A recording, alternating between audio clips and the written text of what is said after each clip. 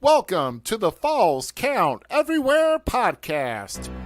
The Falls Count Everywhere podcast would like to mention our friends at the following.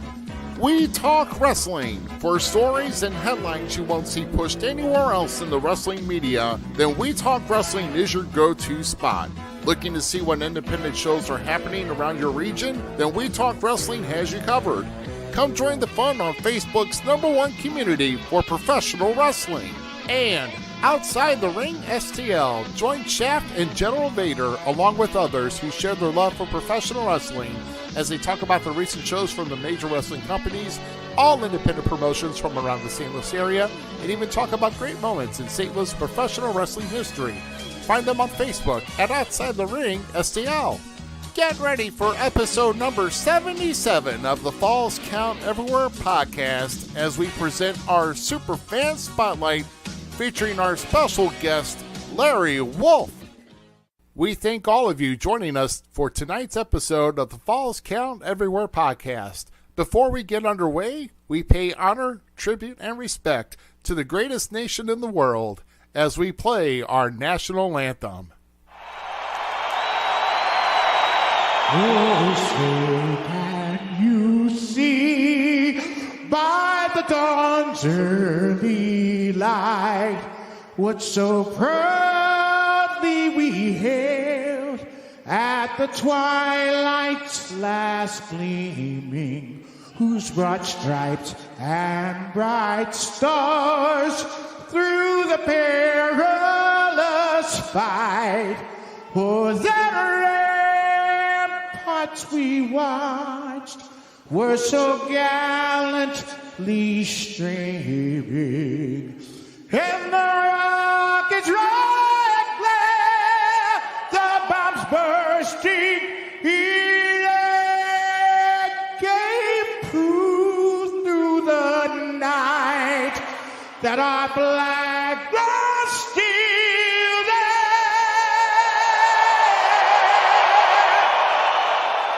Oh, say does that star-spangled banner yet wave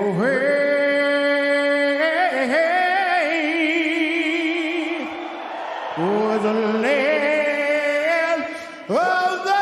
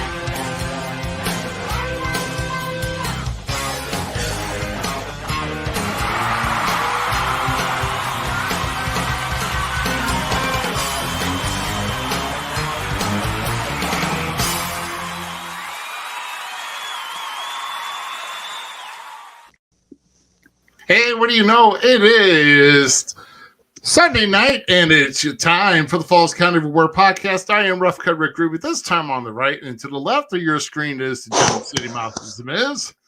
Woo! I'm exhausted. Man. Exhausted already. I got to bring all the hype. All the hype.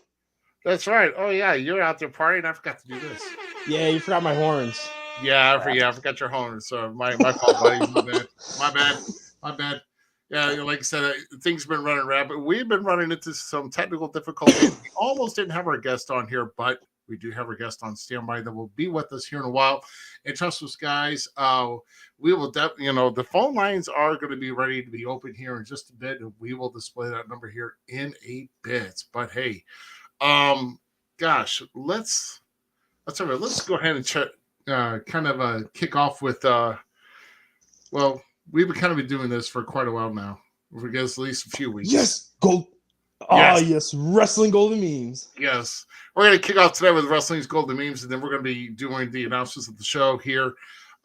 Mary is here. Corey's here. Hey, Mary, nice to see you. thanks for joining us. Everybody share the link if so. And also, hey, don't be a stranger to make sure that you are liking and subscribing to our Falls Count Everywhere page here on Facebook, and of course also on YouTube. Man, I'll tell you what, the more love we get, the more that it's going to pay off for us here in the end. Yeah. Hey, look at this. We got one of those great We Talk Wrestling followers that hasn't gone and gave permission. Yes. StreamYard.com/Facebook is what you want to go to right now. Say, yes, I give you permission to use my name on this podcast. So, yeah, make sure you do that. StreamYard.com/Facebook. The great not Chris, on the man. Falls Count Everywhere page. So. Andy. Hardcore Andy's in the house. Hey, Andy, how you doing, sir? Good to see you. Oh, look at that. Everybody's saying I loved everybody. Like, yeah. So, man. Bring it, Corey. If you guys want to. Actually, I'm down with that idea. Corey, you that's a good idea. Golden memes, if you want them to get posted, if you think they're good and they're funny, and you have a meme out there and you make the meme, send it to us. Or if you find the meme, send it to us. We'll post it if it's funny. Heck yeah. You can even send it. You can post it on We Talk Wrestling. You can even send it to us personally, fallscounteverywhere@gmail.com. Just get it to us. Back to our YouTube, our Facebook page, Falls Count Everywhere. Yeah, that too. Yeah, while you're there, like it, subscribe. Hey, yep. Press all the bells and whistles. Shannon's in here tonight. Thanks, Shannon. Oh my goodness. So how Popping. Let's kind of get it. I don't think I've got it set here. I think we're going to. I got to do one little quick thing here. I think things are going so far. They're okay. So let's start with. I got a few here because we're gonna talk about for about the past, at least last week, when we kind of displayed the whole new nice drink beverage. If you're not feeling so oozy per se, yes, with the oozy. With Sammy as the golden polar bear and surfing. Dude, that was no, but here's a couple here for you. If you're still feeling parched and you need some refreshment, here you go.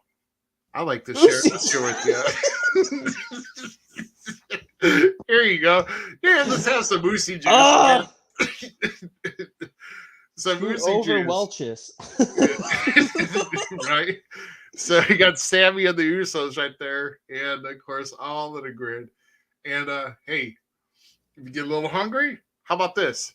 How about having some Corey? I already had some it in there. Pebbles. Corey just sent me that one. He's like, I got one for you. Like, I'm in there, brother. You and I are connected on that.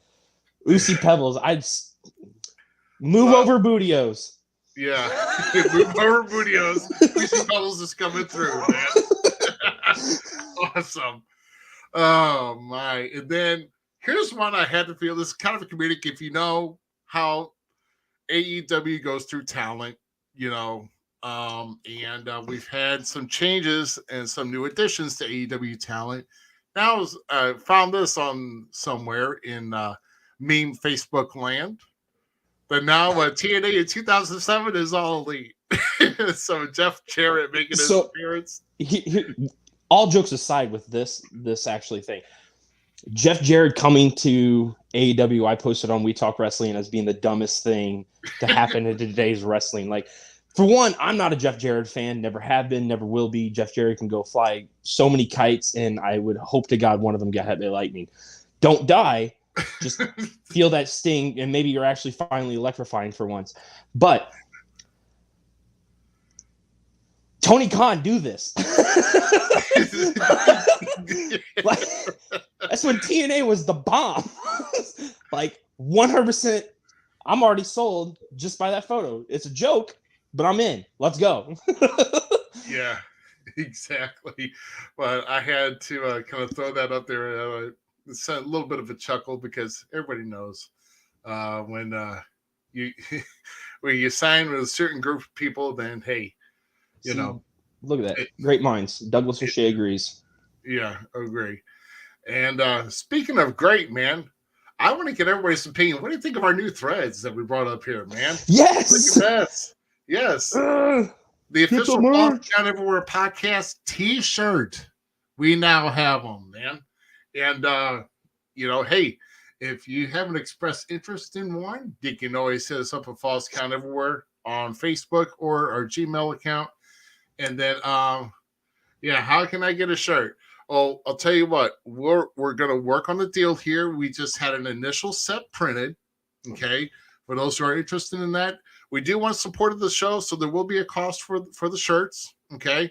We want you to, for those who are regularly watching us, subscribing to our channels, showing your support. We definitely want you to show the love and support Falls Count Everywhere, anywhere you go, as far as to a wrestling show, even to many regions. We want you to, make sure the Falls Count Everywhere is being seen.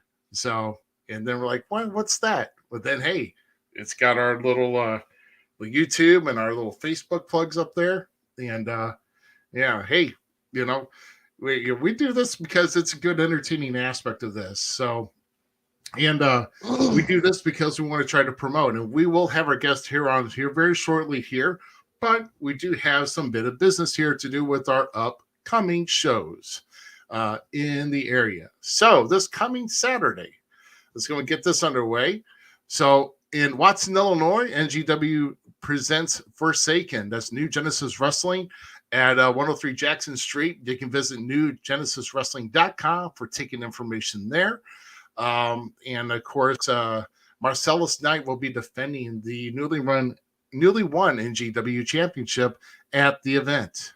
And our next event will be on also this coming Saturday, which is where I'll be for SICW at the East Crime Community Center. 2 big matches announced. Co-main event is Sean Vincent and the Intern getting their shot at the SICW tag team titles against the defending champions Big Texan and Gary Jackson.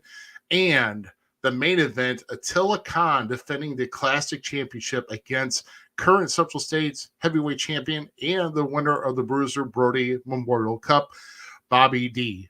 All singles gold in one match. And Bobby D could be blinging after the end of this. Wait, but everything's on the line? Or just only just the Classic Championship? Okay, that's what I thought, because we talked about that last week, and I'm like, wait a minute, Bobby D stuff something? No, Bobby D's gonna be just gold, just drip all. Right. Sorry. So this there's is some other drippier of people out there. I apologize, Bully. You're still the drippenster himself. But Bobby D has everything to gain, and Attila Khan has a lot to lose if he's not careful. But Attila Khan has been on top of his game for some time now. That's going to be a barn burner. And if you attend this Saturday show there, you're going to get a free TV taping invite for SICW All-Star Wrestling, which will be on Sunday, the following Sunday at noon. Make sure you're visiting, you can call 618-286-4848 to reserve your seats, or there'll be tickets available at the door. And also on Saturday, November 19th is for SICW for the Little Devils fundraiser, and at 1330 Citizens Park in Belleville. And of course, you can also visit sicw.org for information on how to get your tickets and to attend that great event. And Bobby D will be facing Kowalski in a street fight. So Bobby D's got a few big, or at least a couple of big matches coming up, and he's also got a big appearance coming up as well. And we'll get into that here in a little bit toward the end of the show. And this is on Saturday, November 26th for IWA Productions at 521 Perkins Street, Mount Vernon, Illinois. You can go make sure, it's $10 for the floor, $5 for bleachers. That's Saturday, November 26th for IWA Productions there. And I think that is all that we have for the shows so far. If we start getting into December, we'll start doing that next week. If we have the posters for it, but if not, hey, no big deal. But that's what we have here for those shows here. And hey, happy birthday, Facebook user. Yes, yeah. StreamYard.com/Facebook, everybody. StreamYard.com/Facebook, in order to let your name be seen. And I'll tell you what, I think we've got our business out of the way. So I'm going to make sure that I'm at my right spot. We're And gonna race to the finish line now. Let's go. yeah, so I'm very excited. And like I said, we talked about this idea here, and we for our first ever super fan spotlight, we got somebody who has actually attended just about every promotion around the St. Louis metropolitan area, bi-state area, whatever that's within a reasonable distance from this person. Been there just because of the love of professional wrestling that he has in the area. And glad to have him on here tonight. And just a big thrill, hopefully for him, and it's definitely a thrill for us. So, ladies and gentlemen, put your hands together for the one and the only Larry Wolf. Hey, Larry, what's up, buddy? What's going on? We are not worthy. Yeah, Larry is here. Hey, Larry, I kind of me and Larry had to go through a lot here today, and I was wondering, Larry, because Larry's we're going to get into it because Larry's also a big racing fan here. Did you watch the NASCAR championship here today? Yes, I did.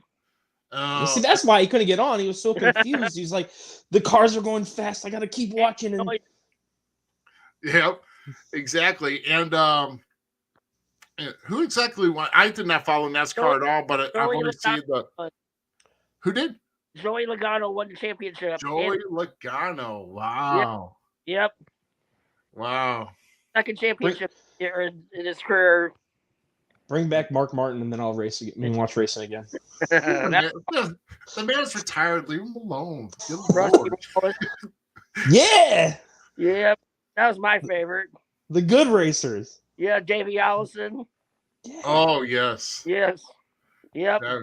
I remember back in the old days watching Ernie Irvin. That's what I remember. Oh, yeah. He drove to number 28 a lot of times. Yeah, he sure did. Sure did. Absolutely. So I remember and my dad was a big NASCAR fan as well. Yeah. So, my dad says that he used to hate Dale Earnhardt Sr. Well, because no one likes the Intimidator. Yeah, he's still today he doesn't like him. Even though that he passed away, but yeah. He hated that guy. Yeah. His own mom to win a race. Well, I'll tell you what, man. We're gonna get underway here with what we've got here for you today. In just a bit, we'll go ahead and get something. We're gonna get a couple questions in, and then we're gonna throw up the number here and open up the phone lines because I know we got not only just good friends of yours, but we also may have some other guys that you have been cheering, booing, whatever. They may be watching here tonight, and maybe want to kind of either say hey to you or. All right. Maybe even ask you a question. Who knows, man? But I'll tell you what, Larry. Yeah, it's good to see you, man. It's you. So before I get into it, because I've had kind of and guys, I don't know what it was because I've just been doing a lot around here at home, and it just felt like trying to recuperate, even just doing that. It's just I feel like I got full body arthritis. It was like very slow to move. So I did not really get out anywhere here this weekend, but I bet you Larry got out somewhere here this weekend, didn't you, Larry? I did. Yes, she did. And my guess is you attended 2 shows?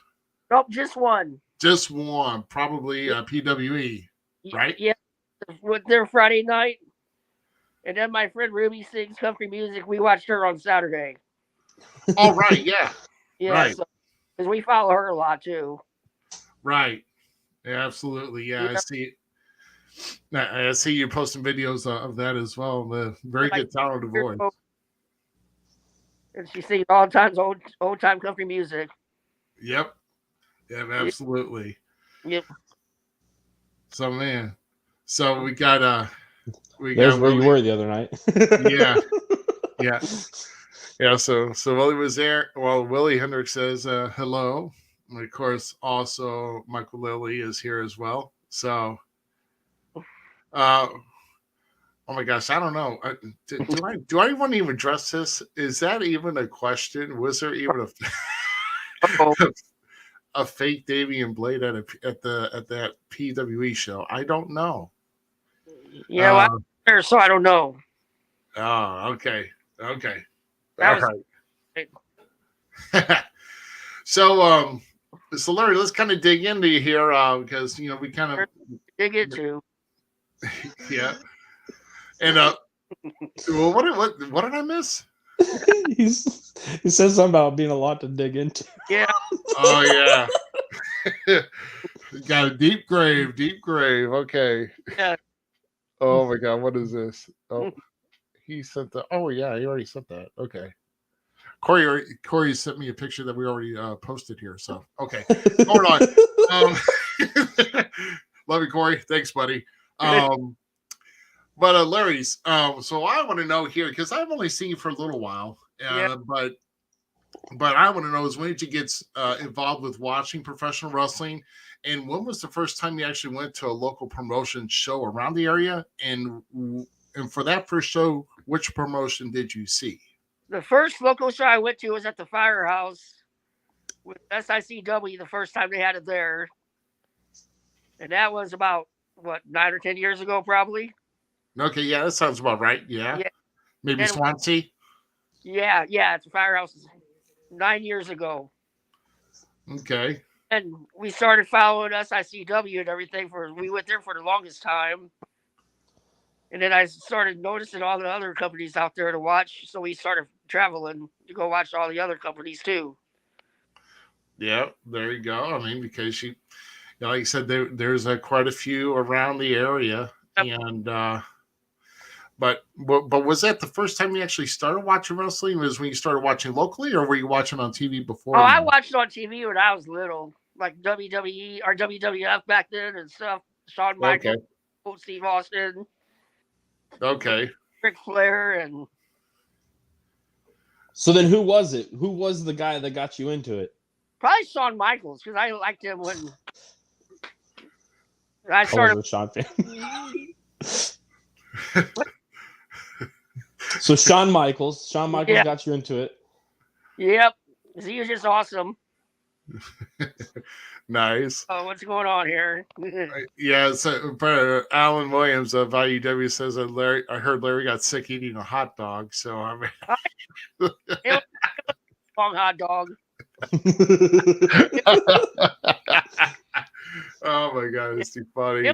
So it had queso on it, had chicken on it, and everything. I ate it in about 15 minutes. And then threw up?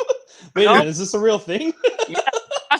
I'll send a picture to Rick on it there in a minute when we get done with the show. Oh my goodness. Okay. Yeah. Okay. Oh, this was real. Oh wow. Yeah. Wow. Yeah, shit. I'm as I prepare my banner here, Zach, go ahead with yours, buddy. Yeah. So your love for professional wrestling is without a doubt never questioned. But there's also one other love, and we kind of hinted to it earlier, is your love for racing. Yep. Comparing wrestling fans to racing fans, who do you think is the most loyal? And I'm not even going to take it one step farther. Who do you think is probably the more toxic? Because I know you can have them both ways on those too. Yeah, there's so much drama in wrestling right now, it seems like. When I first started going to wrestling, there wasn't no drama. And now it's like everybody wants to go against everybody and stuff. And racing, it was just like, you go watch racing, have fun, and you go down in the pits and have some beer with them and everything. But I still love wrestling. It's just sad because everybody's going against each other all the time. It should be better for the fans. I mean, yeah. I told Ruby last weekend when we were discussing you coming on, I'm like, you are easily, in my opinion, and I'm just in, 3 years into the industry. Yep. But you are, like, in my opinion, one of the fundamental glues in the independent scene in the Midwest that, like, tries to keep the love and respect. And that's what I commend about you, Larry. Like, I thank you for that, my friend. You're very welcome. I try to. I bet. Oh my goodness! I'm getting blown up, dude. Left and right. I know. I just got a picture sent to me, and it just reminded me here. So about this whole hot dog thing. I see it now. Did you Wait, see it? Is that what Alan just sent us? Okay, so this is Oh wait, that looks good. It was, dude.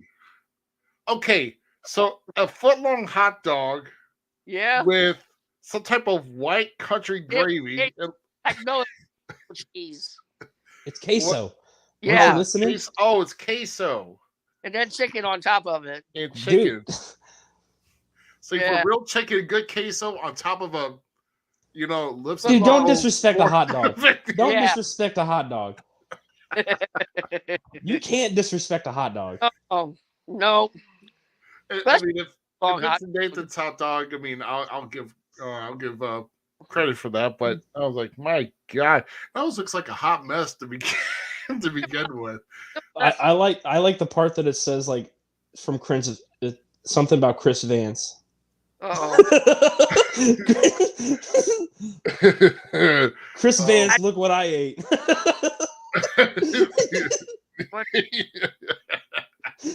That's the best part about it. Oh my gosh! What Shoot. I think it's from your Facebook, Larry. Oh, okay. Yeah, I think it's directly from your Facebook page. Probably. Oh, man. So we're putting this up here now, and I'm looking right in front of me here. So 314-384-4400. That's our call and listener line, and the lines are open.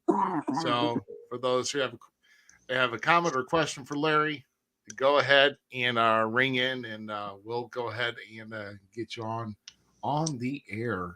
Hey, Corey, stop it. Playboy does not suck. Yes, he does.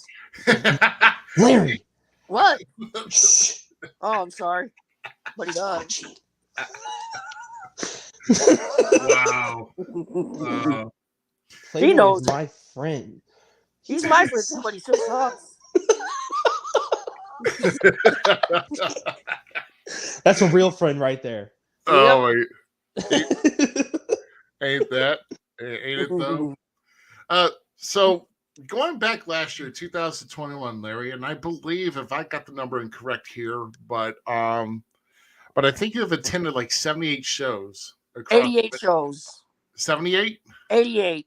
88. Yeah. Oh, okay, well then, yeah. So I didn't do my homework well. So Only 10 off. yeah, only 10 off. Yeah, it's just here and there, give or take. But out of those 88 shows, is there any show that stands out to you as the best one that you attended, and what show was it? Oh my gosh. Anything that just sticks out in your mind, if possible. Probably the time when. It could probably be more than one. Who knows? Because 88 shows in a year. Yeah, I know it's hard to remember all of it. Probably the time when PT Bucket let me chop Playboy to chest as hard as I could. Oh.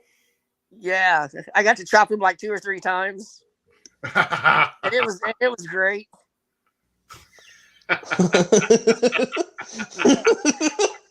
But hey, that's you can't ask for anything. Friends don't chop that. friends.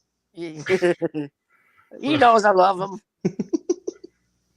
I love chopping the shit out of him. Oh yeah. He always said he's gonna chop me one time, but I won't let him. Oh my god! Didn't you get chopped by somebody once? No, I got hit with a baseball bat once. Oh wow! Yeah, it was an accident actually. We was at we're wrestling over everything, and Jimmy D, he came and he's a bad guy. You know how he's a bad guy and stuff. And I was hollering at him, cussing at him, and he like took his baseball bat to knock my hat off. And what he did is he pushed too hard and the bat hit my eyeball right here. Oh, like, my eye. I was bleeding and everything. Oh dang! Yeah, he felt so bad. He stopped the match because he was walking to the ring and he stopped the match and went and got me ice and everything and helped me out and all that stuff. He kept telling me he was sorry and everything. Oh, yeah, because he felt bad for doing that.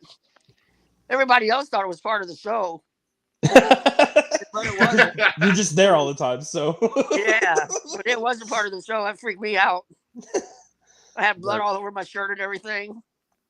Oh my goodness! Yeah, that was one of the memorable things I can think of. Wow, man. Yeah, I mean, yeah. that's I had something that's going to stay with you. Do what? That's something that's going to stay with you. Oh yeah, yep. One good, one bad. Man, no one likes to attend the show and bleed. So yeah, for nothing too. I didn't even get paid for it. Not even a hot dog or a handshake, right? Not free hot dog. That sucks. Oh my god, dude! Yeah. At least could have got me a hot dog.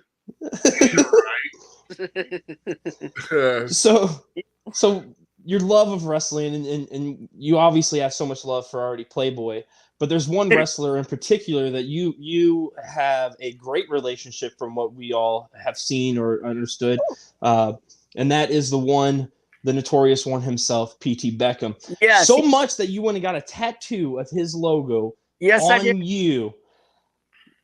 What is it about P.T. Beckham, and what is your relationship really with him? Are you guys that close? I think so. I think we are.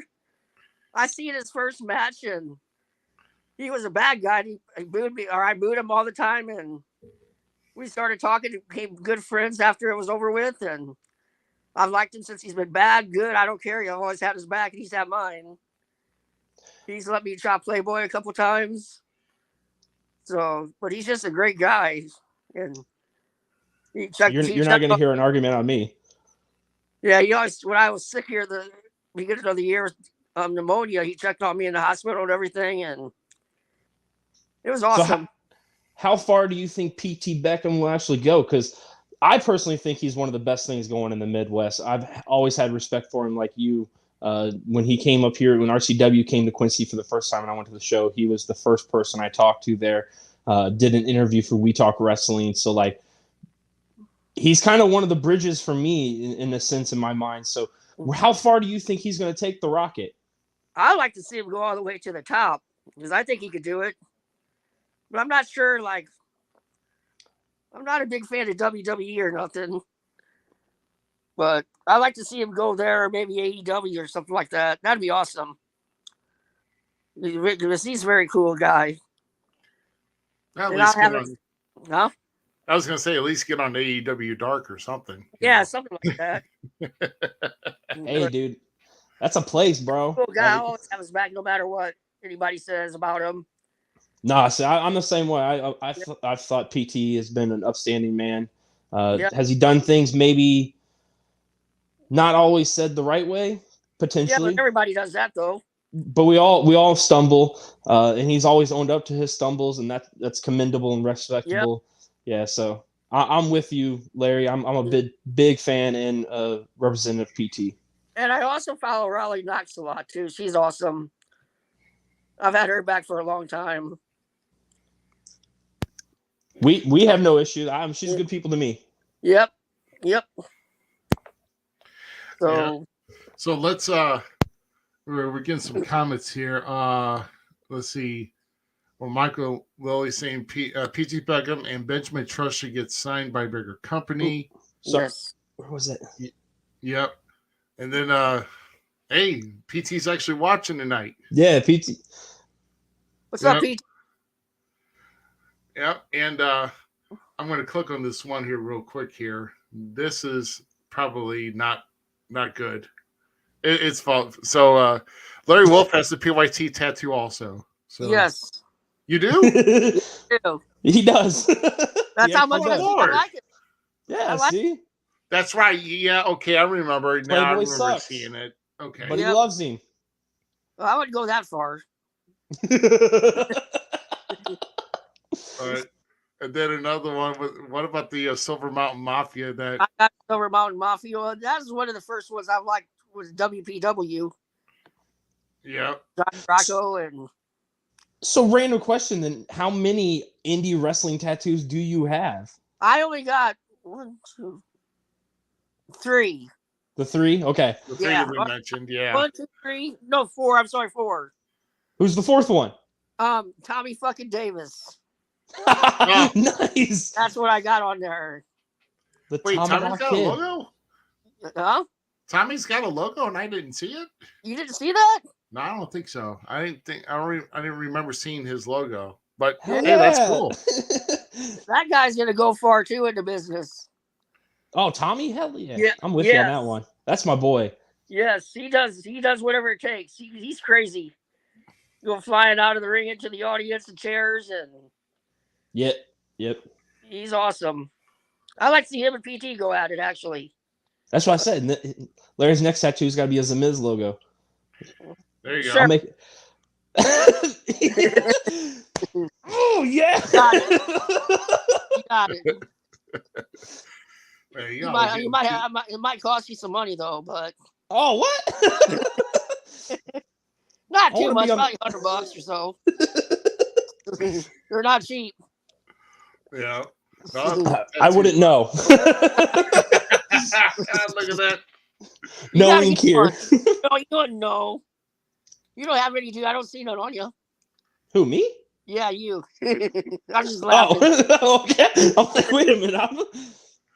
I do need a wrestling tattoo. Yes, you do. I do need one. You want Oh, to be Sure. Well, you If- need to get your Okay. John Cena mouth one on there. As a wrestling fan that I am, if I had to go that way, and I love tattoos, so wrestling tattoo, it would have to be 100% something to do with LWO or the Miz. Yeah, that'd be cool. For me, it would be. Yep. Yeah, And yes, I said Latino World Order. Yep. 100%. Yep. when it comes to the Miz, do not get his current stuff. We get one that says "My balls are massive." My balls are massive. I know that. Playboy. I could rock a PYT. Yep. We all got to look better though. What would look better? We all can make him look better getting PYT on us. Then he look better than. That is, I mean, I'm letting you guys talk because I have not let a needle touch me in all the years I've been here. So, tattoos are easy. Fun. I'm clean as a whistle. I fell I can't asleep really in my decide. first one. I legitimately fell asleep in my first tattoo. Yeah, they're not. No. They had a expensive effect, but that's A about Guido tattoo? What? You made me spit even.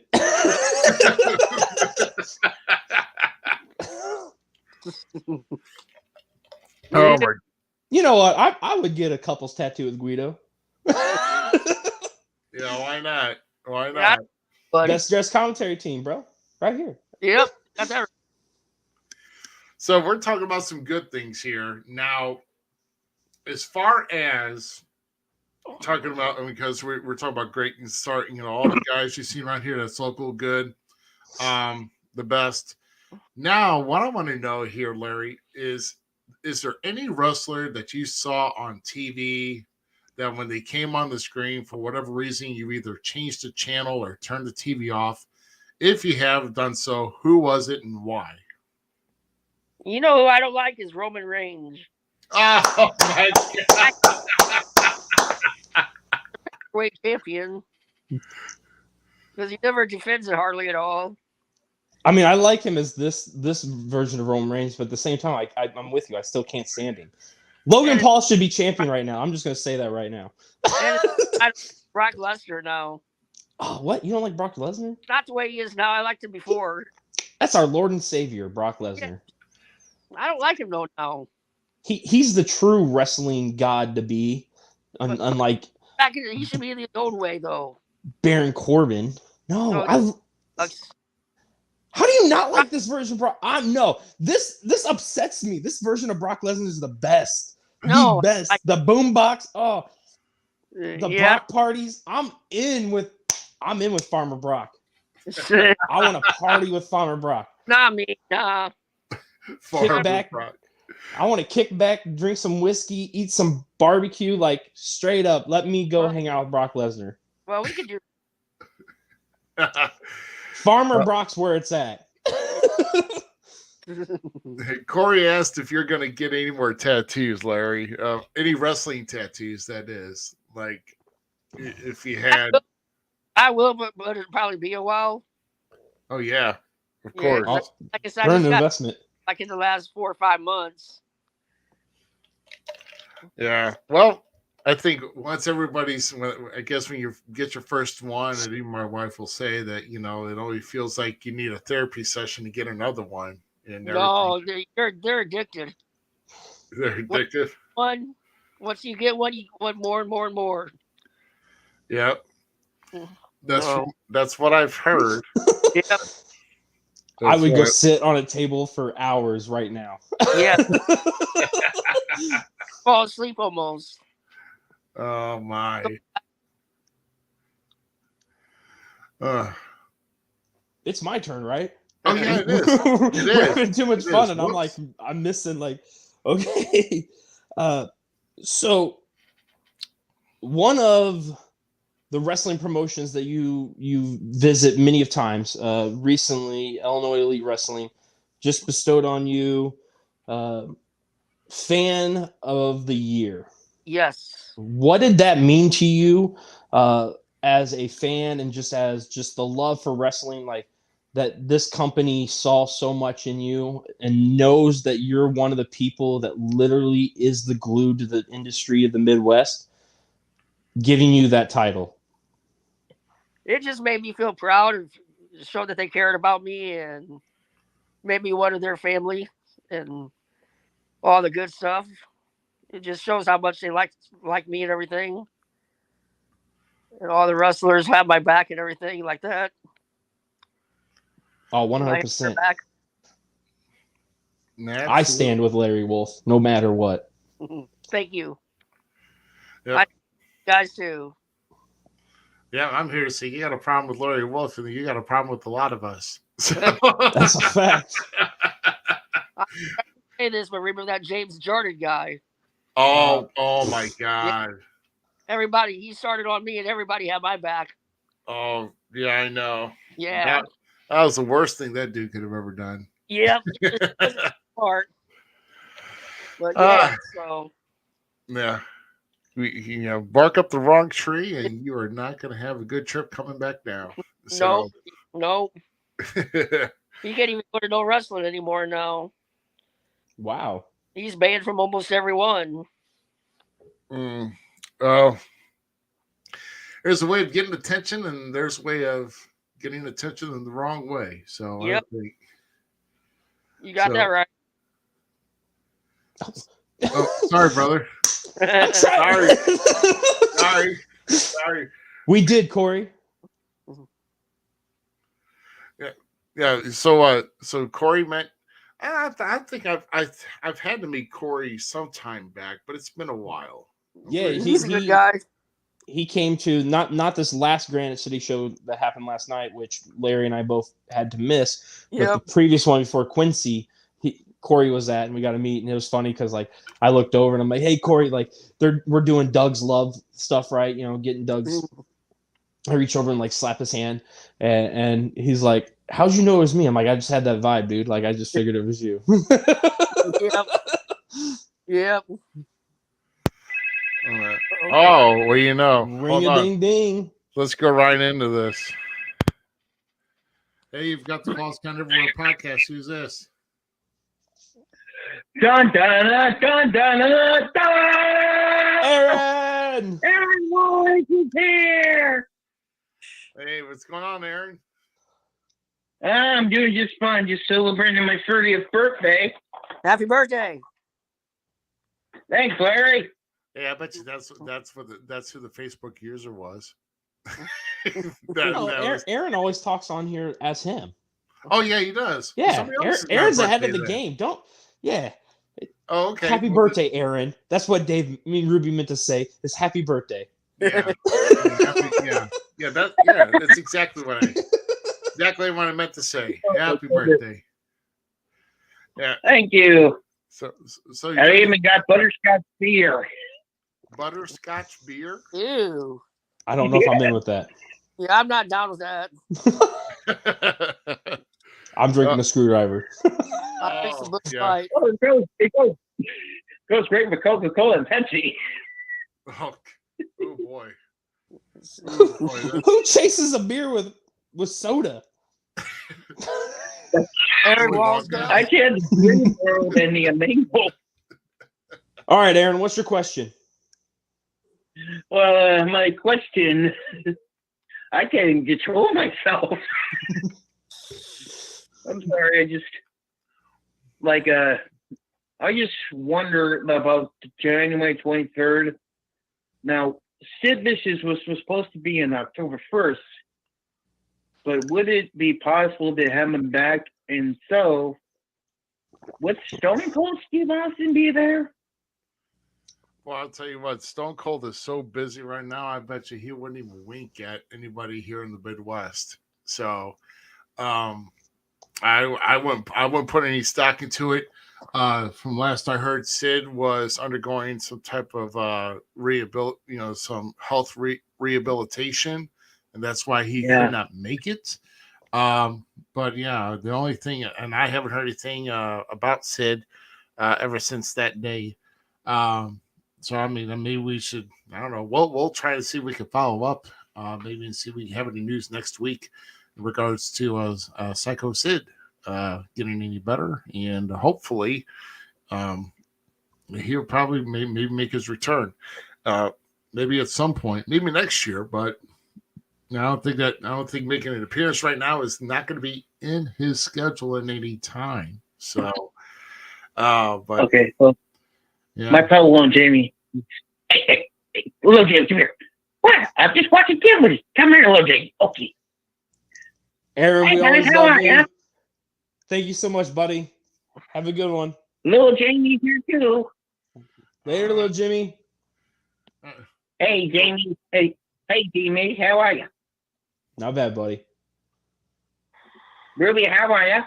I'm good. Larry, how are you? I'm good. How are you? Everybody's good, and we are good. And we're out of here. All right, Aaron, keep watching the show, buddy, and we'll talk. We'll chat at you later. All right. Okay. Say goodbye to little Jimmy. Say goodbye to little Jimmy. Later, All right. little Jimmy. Goodbye, little Jamie. Bye. And goodbye, Aaron. We respect everybody here, guys. Come on. Be kind. We're not in Kansas anymore. No, we've left that ship a long time ago. Yes, we did. Well, we are But- having fun. Hey, We're hey, having fun. back to Stone Cold real quick. Ringside News, yawn. They don't always get things right, but they did say, and I would like to think, so this is just me hoping, Stone Cold actually kind of wants another match after the WrestleMania response that he got. So we might actually see him on TV another time. But once again, it came from Ringside News. Just Yeah, well, yeah. You mean the company that likes to make every prediction when instead of letting stuff happen. So that's one of them. damn it, I just like to think it would happen. And it could. Think of it this way: Austin had all that time to prepare. He was in his home state where he grew up with. It's where he started in Dallas. He had a storybook ending right there, WrestleMania 38. Why do you want to go WrestleMania goes Hollywood and do another one? And Because I want to condemn too. And that's another thing. Yeah. We'll do this discussion right here. If Stone Cold did have another match, who would you think he would go up against and why? I mean, why would Stone Cold and who would Stone Cold want to fight? It's sure it's only going to be Triple H unless he wants to drop in the ring. But other than that, I don't know. What about Finn Ballard? Oh, dude, my brain is racking hard now. Larry, what was your? He said Finn. Yeah, that'd be a hell of a match. Yeah, Finn Balor. I don't know. I don't think that's his style. Yeah, Like, that's my issue is when you saw Stone Cold back in the day, he never really wrestled those kind of guys. Even like in to like his WCW time and stuff was Stunning Steve Austin. He wasn't really wrestling those kind of guys except for him and Brian Pillman together as a tag team. yeah, that's true. So how would that style work with him? I'm thinking like a young Austin Theory Stone Cold match is what I'm kind of like grasping to. Yeah. The brash, the brash punk kind of thing, and then Stone Cold coming back. Like, it could even have something to do with Kevin Owens being in there because I would like to see those two on screen together. Just talking, like. All right. Willie is saying blessings and have a good night. All right, Willie. Thanks for watching, Love you, pal. I Willie. appreciate it. Yep. Awesome stuff. Awesome stuff. And Willie, not Lily. Willie. Mhm. yeah. See you, Willie. Sorry, Lily. If you're leaving too, Lily, I love you too, buddy. No, I don't think Lily's gone. Just Willie is. So I thought you said Lily. no, I said Willie, not Lily. No. My bad. No. So yeah, Larry, I know we talked about this here, but or at least before coming on here. So let's kind of we talked about your fan of the year plaque. Yeah. So I don't know if you've got that. But there's also did you have it? I got my I thought we were gonna see it. No, he's just moving his remote as all these moving. But here you go. Is it what There's you're about to talk about? Oh, there's the plaque. Go. Fan of the year. There you go. Awesome stuff. Yep. You want to see my belt now? Yeah. Your yeah. bone So belt. yeah, I want to your see belt. that custom championship pro wrestling belt that you've got. There we go. I'm just glad you got it back. Yeah. So it's definitely that. So no, that is cool. I really do like that. So Yes, you.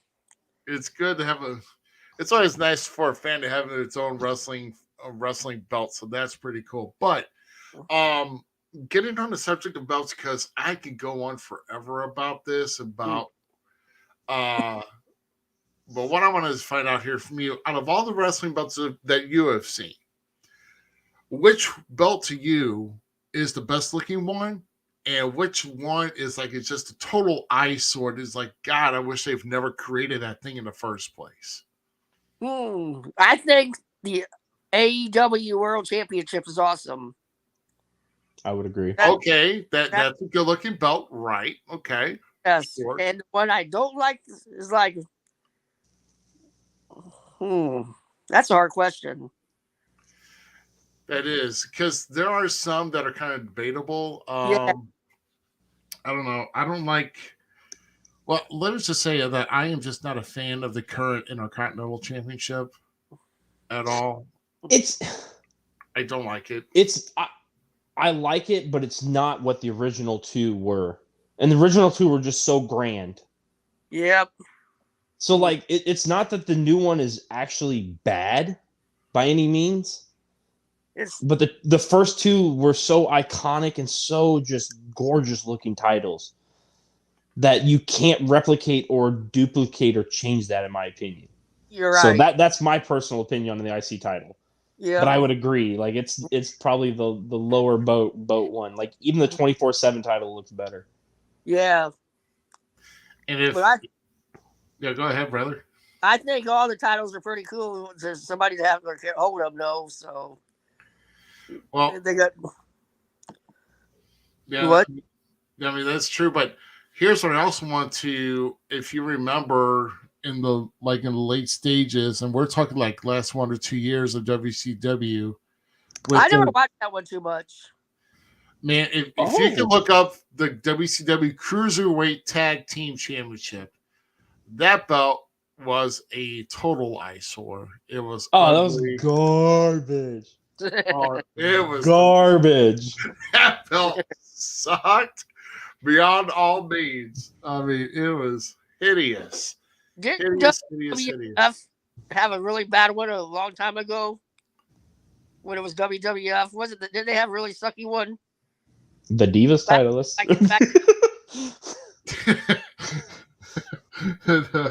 We're talking WWF. Oh, I don't know. Did they have like a real bad one? They had one with like 16 nameplates on the side, You're talking about the one that Hogan won. Yeah, that was garbage looking. Yeah. I knew there was one I didn't like in there. Like a really old one. I think I know which one Larry's talking about. It was like it was a brown belt or like a green, like a greenish brown belt or something like that. I had that belt. And around That the same, early 90s, wasn't it?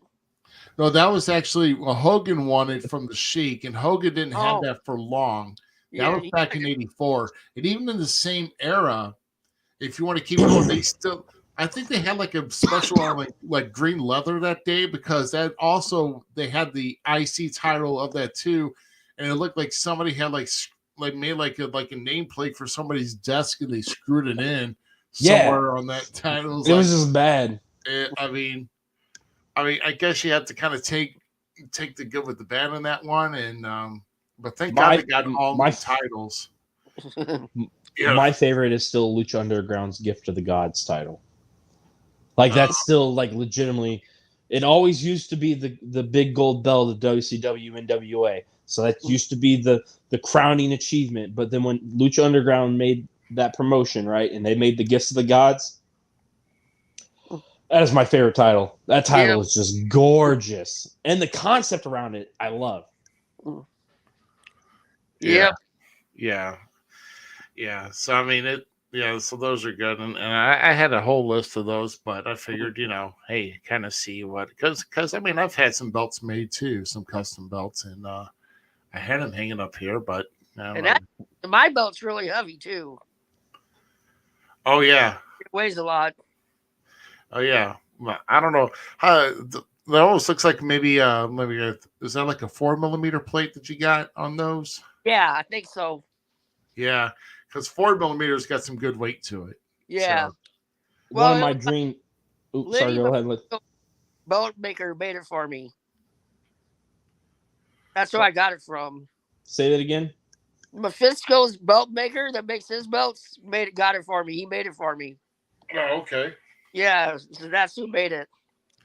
Okay. And he does a really good job at it. Yeah. And Corey likes the SICW Central States Championship, that's cool. Very good looking title. Yes. Very good looking title. And of course, Lily likes what I got on my wall behind me with the 10 pounds of gold. Can't go wrong with it. Can't go wrong with it. Yep. Can't go wrong with something like that at all, man. So. That's a classic. You can't change that. Like there's greats that won that R-Truth, all those guys you can't change that title. Gorgeous title. Yep. Yep. I can't wait to hopefully one day. My dream is to have We Talk Wrestling to have its own title. No lie. I mean, something like that can happen, though. I mean, he says that I don't know a belt maker myself. I mean, hello, Right. I mean, I've got a list of titles right here. That I mean, I can show everybody. In fact, I will. I mean, I can. I mean, they're sitting right over here. Let's see. Make sure no one's calling here. So I'm gonna. The only one I have is the replica of the $1 million title. Oh, the $1 million titles I have. Greatest title ever made. Like I don't care. Like that is OG title. OG title. Yeah. Pardon me a second while I go and get this here real quick. I'm not a Ted DiBiase fan by any means. Money. Yeah. Oh my God. I've got a big lap full here coming up. Oh. The NGW title, Daryl, is a gorgeous title. I will agree with that. Yep. I thought so. That is a gorgeous title. Yeah. Even their TNT was too. I don't think I've seen any of their other titles. I know I've seen that one up close at least. I never missed that wrestling company. I watch it every Wednesday night. On who? AEW. Oh yeah.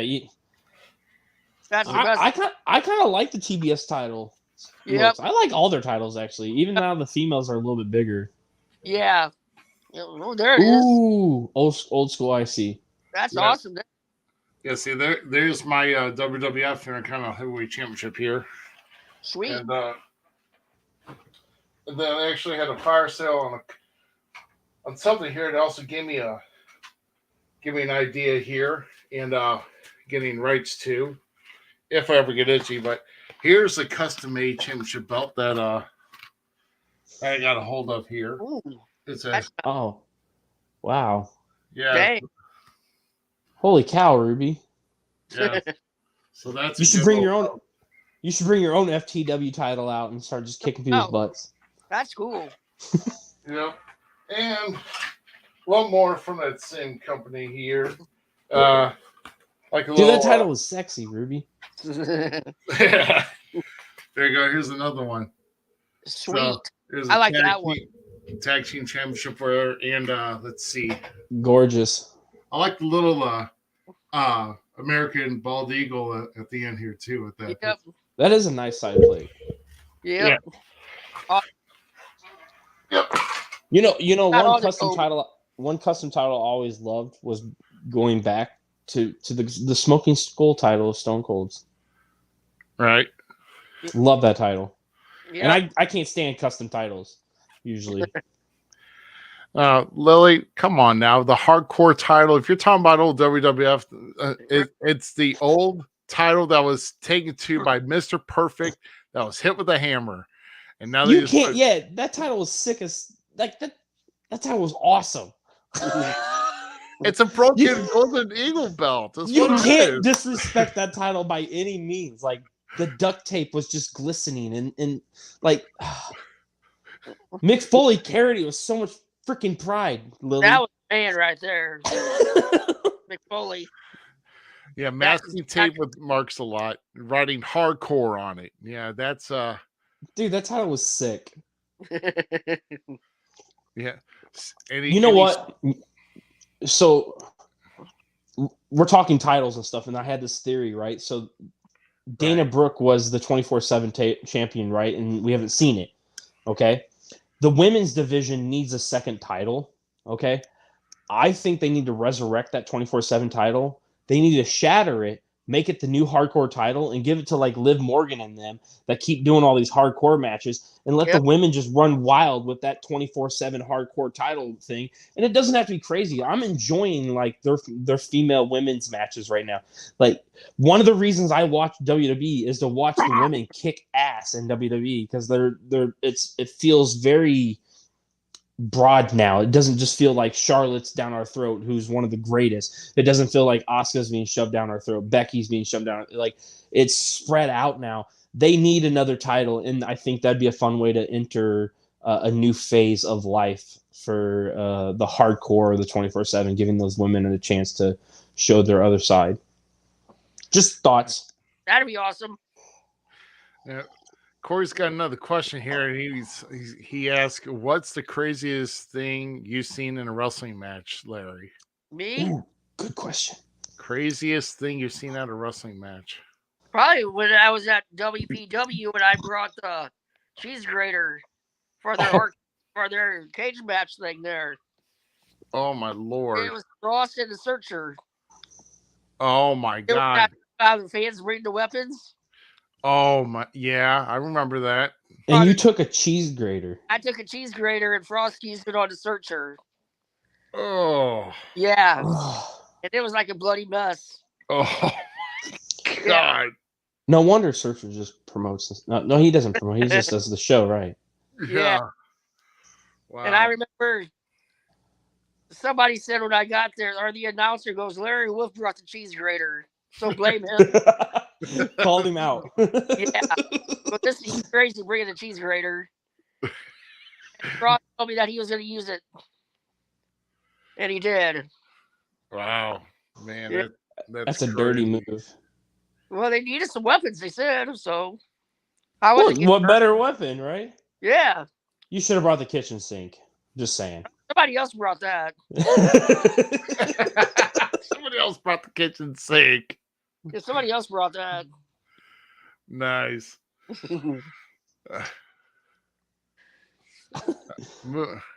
Okay, it's my turn. I'm so lost on the itinerary. Yeah, all right, brother, you're good. We've been just enjoying and having fun. So this is actually a great question because I like to do this. So this, I just did it with the 24/7 title. So let's click it in for some sidearm booking from Larry Wolf, right? Okay. Me? Yes, we're going All right. sidearm booking from you. Only the Midwest. You can only choose from the Midwest talent. The PTs, the Playboys, even the Douglas O'Shea's, the Chris Traders, the Chris Riot War. Sorry, my bad. I'm excited. No promotions. Everybody's getting along. You're the glue. One show connecting them all. Your dream show. Make it happen. Right. Okay, here's the first match. Harsh, you know him, right? Mm-hmm. Yep. Versus a Big Texan in a Who Chops Harder match. Ooh. I like that. Okay, then the second match, Benjamin Truss versus PT Beckham in an Anything Goes match. Okay. And then the third match would be Attila Khan versus Sid Holland. Ooh, a match That's that I interesting. actually want to see. That is interesting. Yep. For certain. And then Lenny Mephisto versus Damian Blade. Okay. Okay. And then my last one is the hard one. Bobby D versus Waco. Oh, I want to see that. I think that's been done before. It's been but I think it could happen. Bobby D versus Waco. I love this. I don't think I've ever seen that. That must have been before my time. It might have been. I don't know. I think I've seen it done maybe one time before. Maybe I'm thinking, but yeah, I have to check the record books for that. Yeah. All right. I mean, I'm cool with the PT and the Benjamin Trust one. That's gonna be a fun one, and the Sid Holland Attila Khan. Like I want to see that match. I am so there. I want to call that match. Like I wonder if that could happen, dude. And anything can go in wrestling, right? Yeah. And what about the Harsh versus Big Texan match? I don't even know if I want to be in the building, Larry.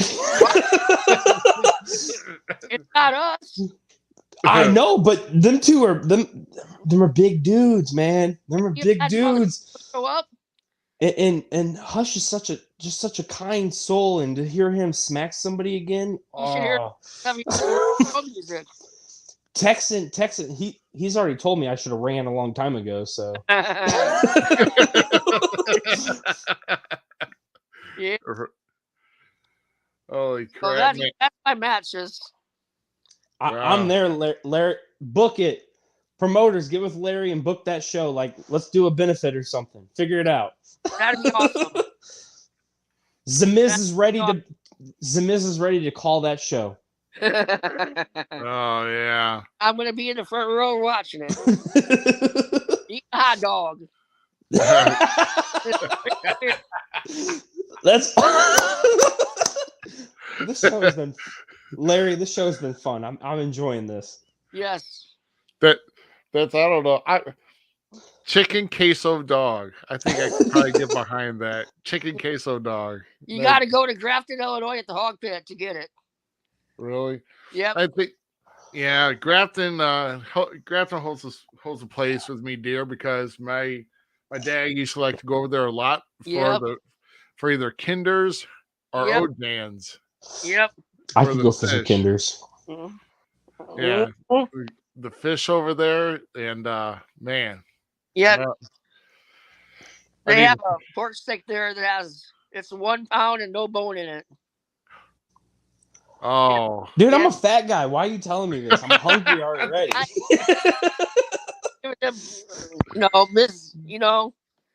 just trying to help him out. Like, God. We have a place here that makes killer catfish. It's called Chicks on the River up in Quincy. Oh, yeah. Like, sweet. The best. You can get some. Oh, dude. Buy some. I might have to go there. I like chicks. Well, buy some. Larry, the next time you're up in Quincy for any wrestling show that comes here, you and I, you tell me when you're gonna be here. We'll go there. If you come up early, I'll take you to Chicks, my friend. All right, cool. That'll work. It's a date, brother. Sweet. And no hot dogs there, right? No hot dogs. All right.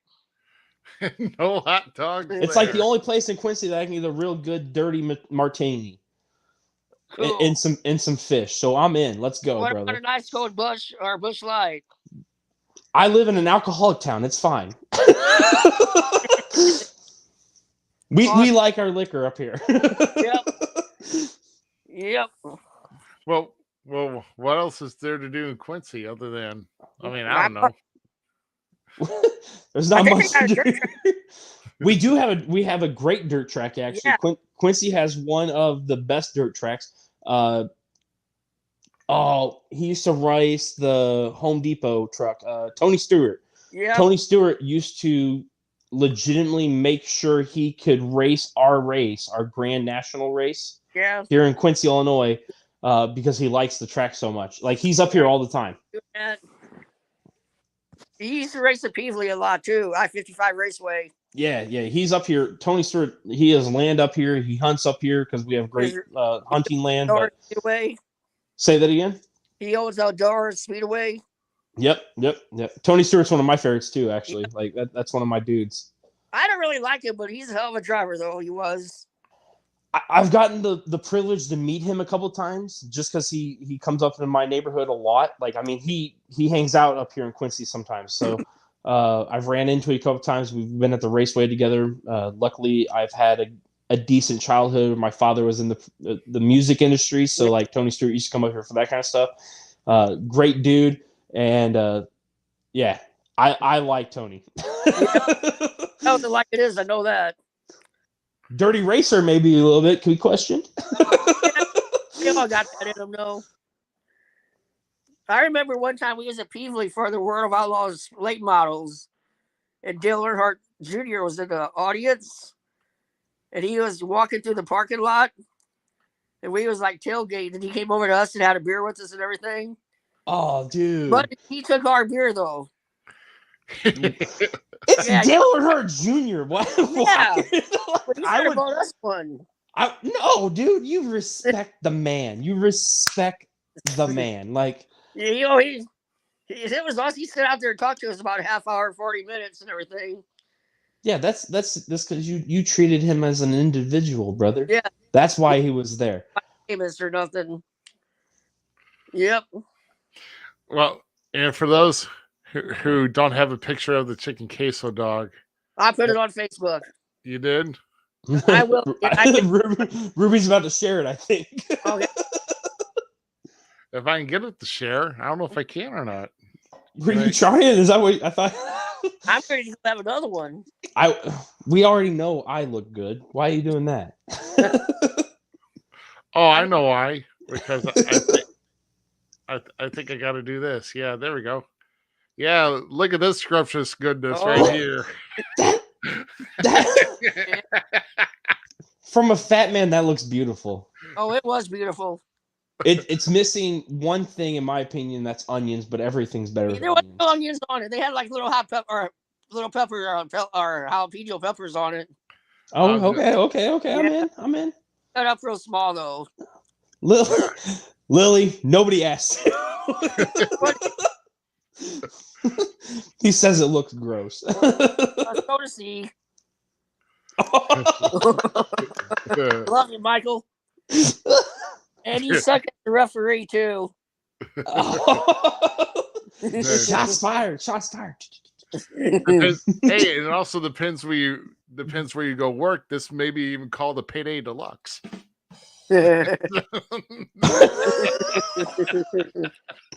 Could be. That's a colonoscopy for free. That's what that is. I guess I'm gonna be famous now, huh? Larry, you already are famous, brother. Now just more famous. We'll just call this right here the Wolfmanator. Right here. This is. I like that. There's a restaurant name right there, a bar for your burger, your hot dog. Yep. There you go. So is a hot dog a sandwich or what is it? What's the debate? What do you mean? Is a hot dog really a sandwich? Yeah, is hot dog really a sandwich? No, Isn't that the big debate? Like, is hot dog really a sandwich? I don't know. It never lasts long enough to find out.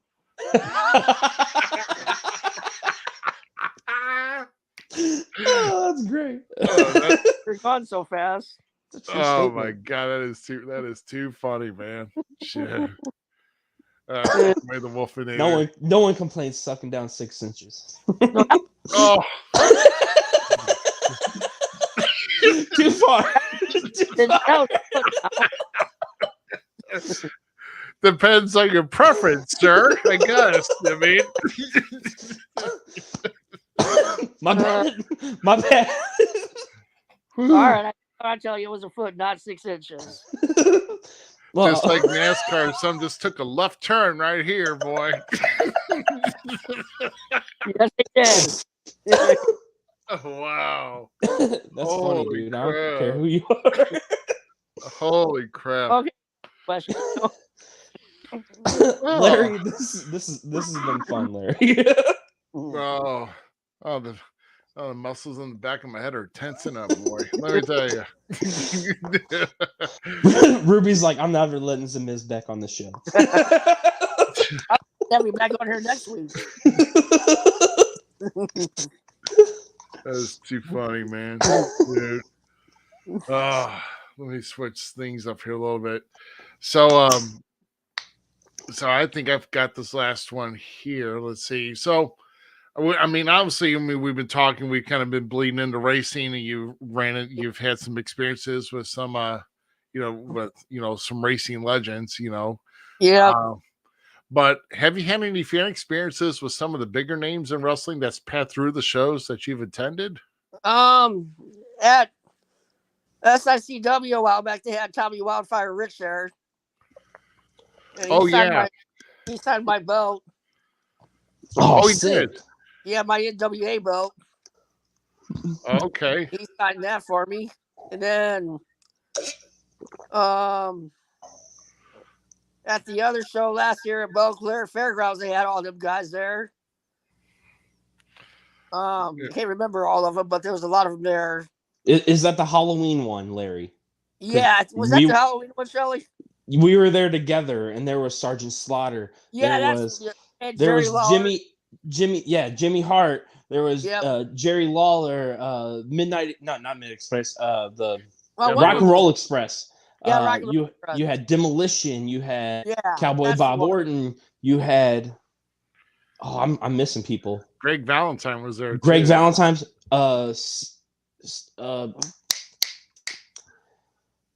Dr. Steve. Dr. D. David Schultz was there too. Yeah, Dr. D. I'm like, it was there. It was there. That was a Silicon versus Haku. Oh, it was great. Yeah, and then we had our great friend that we've had on the show, the book. I'm literally drawing blanks now. The book. Wrestling at the Chase. Ed Wheatley. Ed Wheatley, thank you. Yeah. Yeah. I gotta meet him face to face. That's a good guy. Yeah. That was a great show. Larry, I remember being at that show. That was so much fun. Wrestlers wanted for their autographs.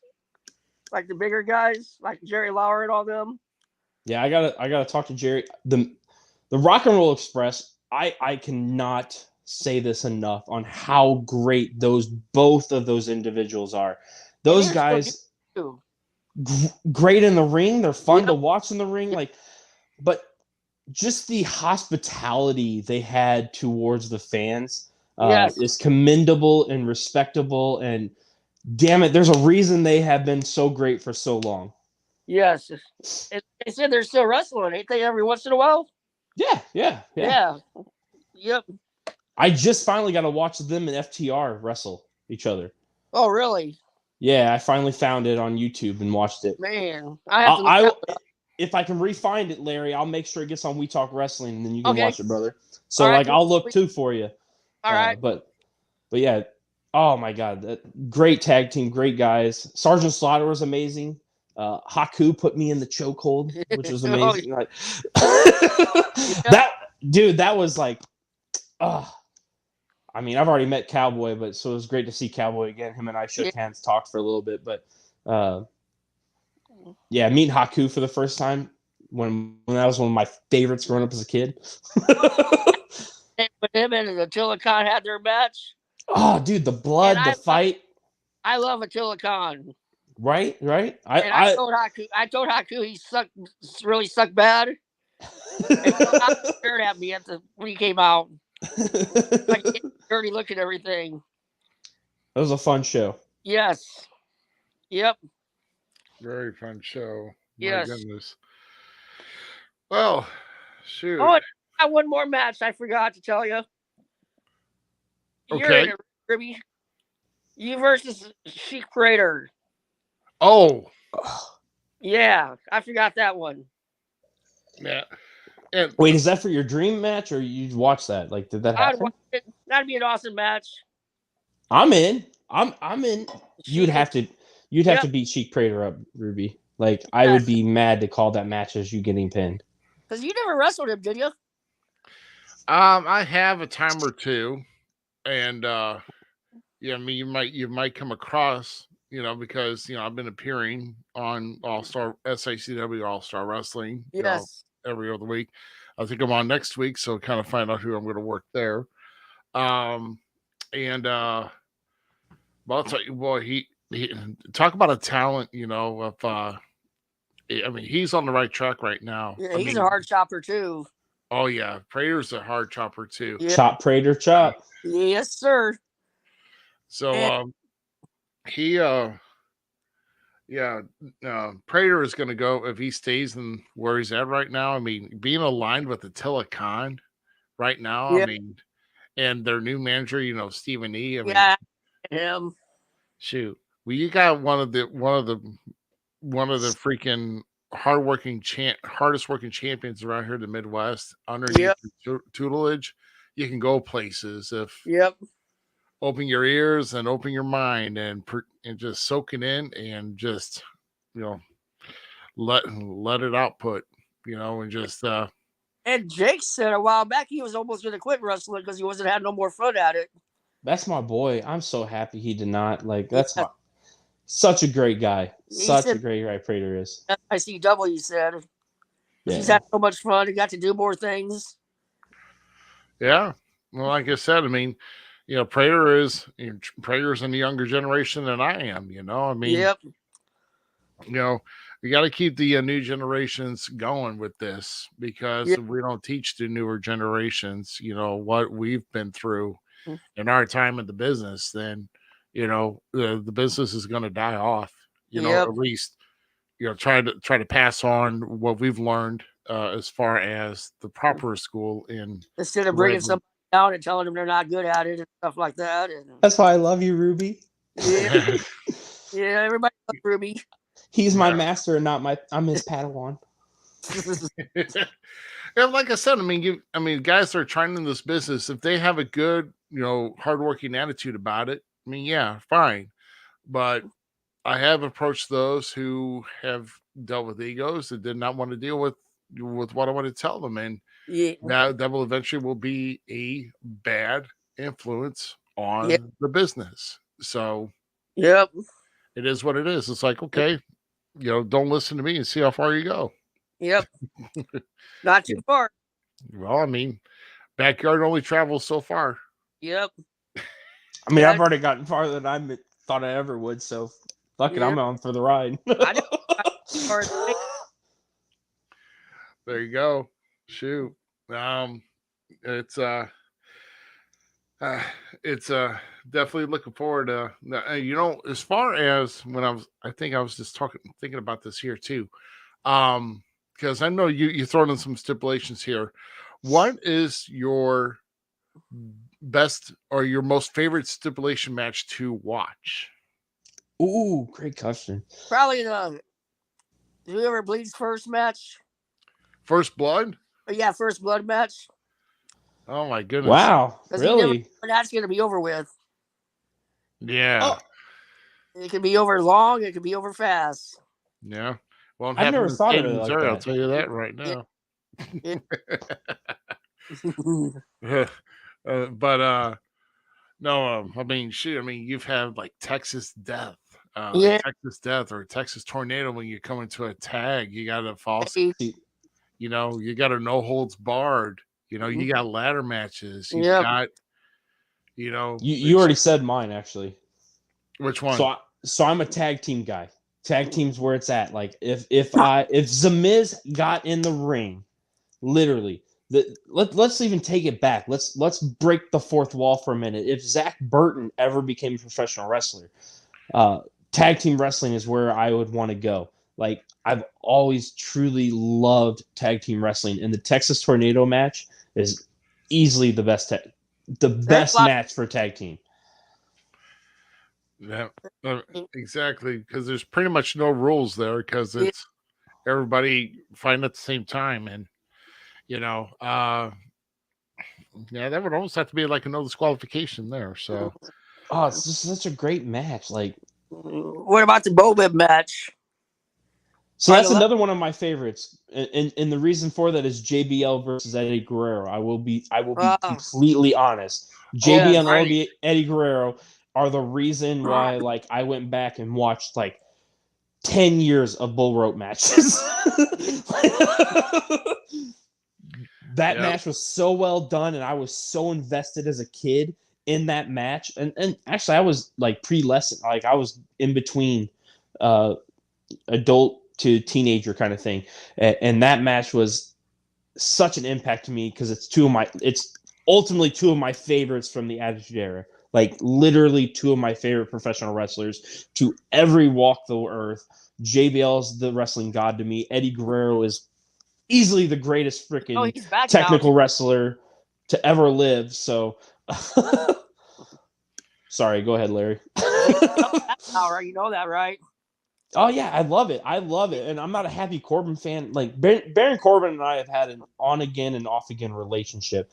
I liked him for a split second before he left NXT, and I was like, okay, I'm starting to really get into this. And then he came to to the main roster, and I was like, you just don't belong, dude. Yeah, he feels out of place. Like, and well, he was gone there for a long time. Then he came back.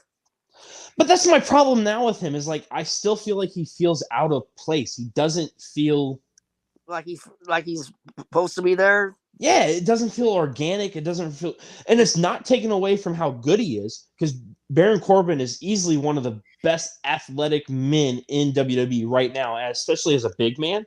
And on top of it, his mic skills aren't bad. Like they're believable. So it's nothing against him by any means. It just doesn't feel like he's complete yet. Like he's really understanding what he is to professional wrestling, and hopefully JBL literally finds that in him because, well, just being a JBL Bradshaw went through that thing. What? Bradshaw went through that. When he went through all of that when he was like it was the Black Heart, not the Black Hearts. The Acolytes. No, not talking about the Acolytes. Before that, when he was the Texan, the big Texan tag team. Oh shit! Oh right, yeah, like the new Blackjacks. Thank you, the new Blackjacks. We went through all that, and then he went to just his own Texan thing. Like he went through that phase where he just didn't belong. Like it wasn't him. It wasn't what his character was going to become. Bradshaw, and the Acolytes kind of bridged that gap to JBL, which I remember when I first saw JBL, I was like, what the fuck? I was vastly confused.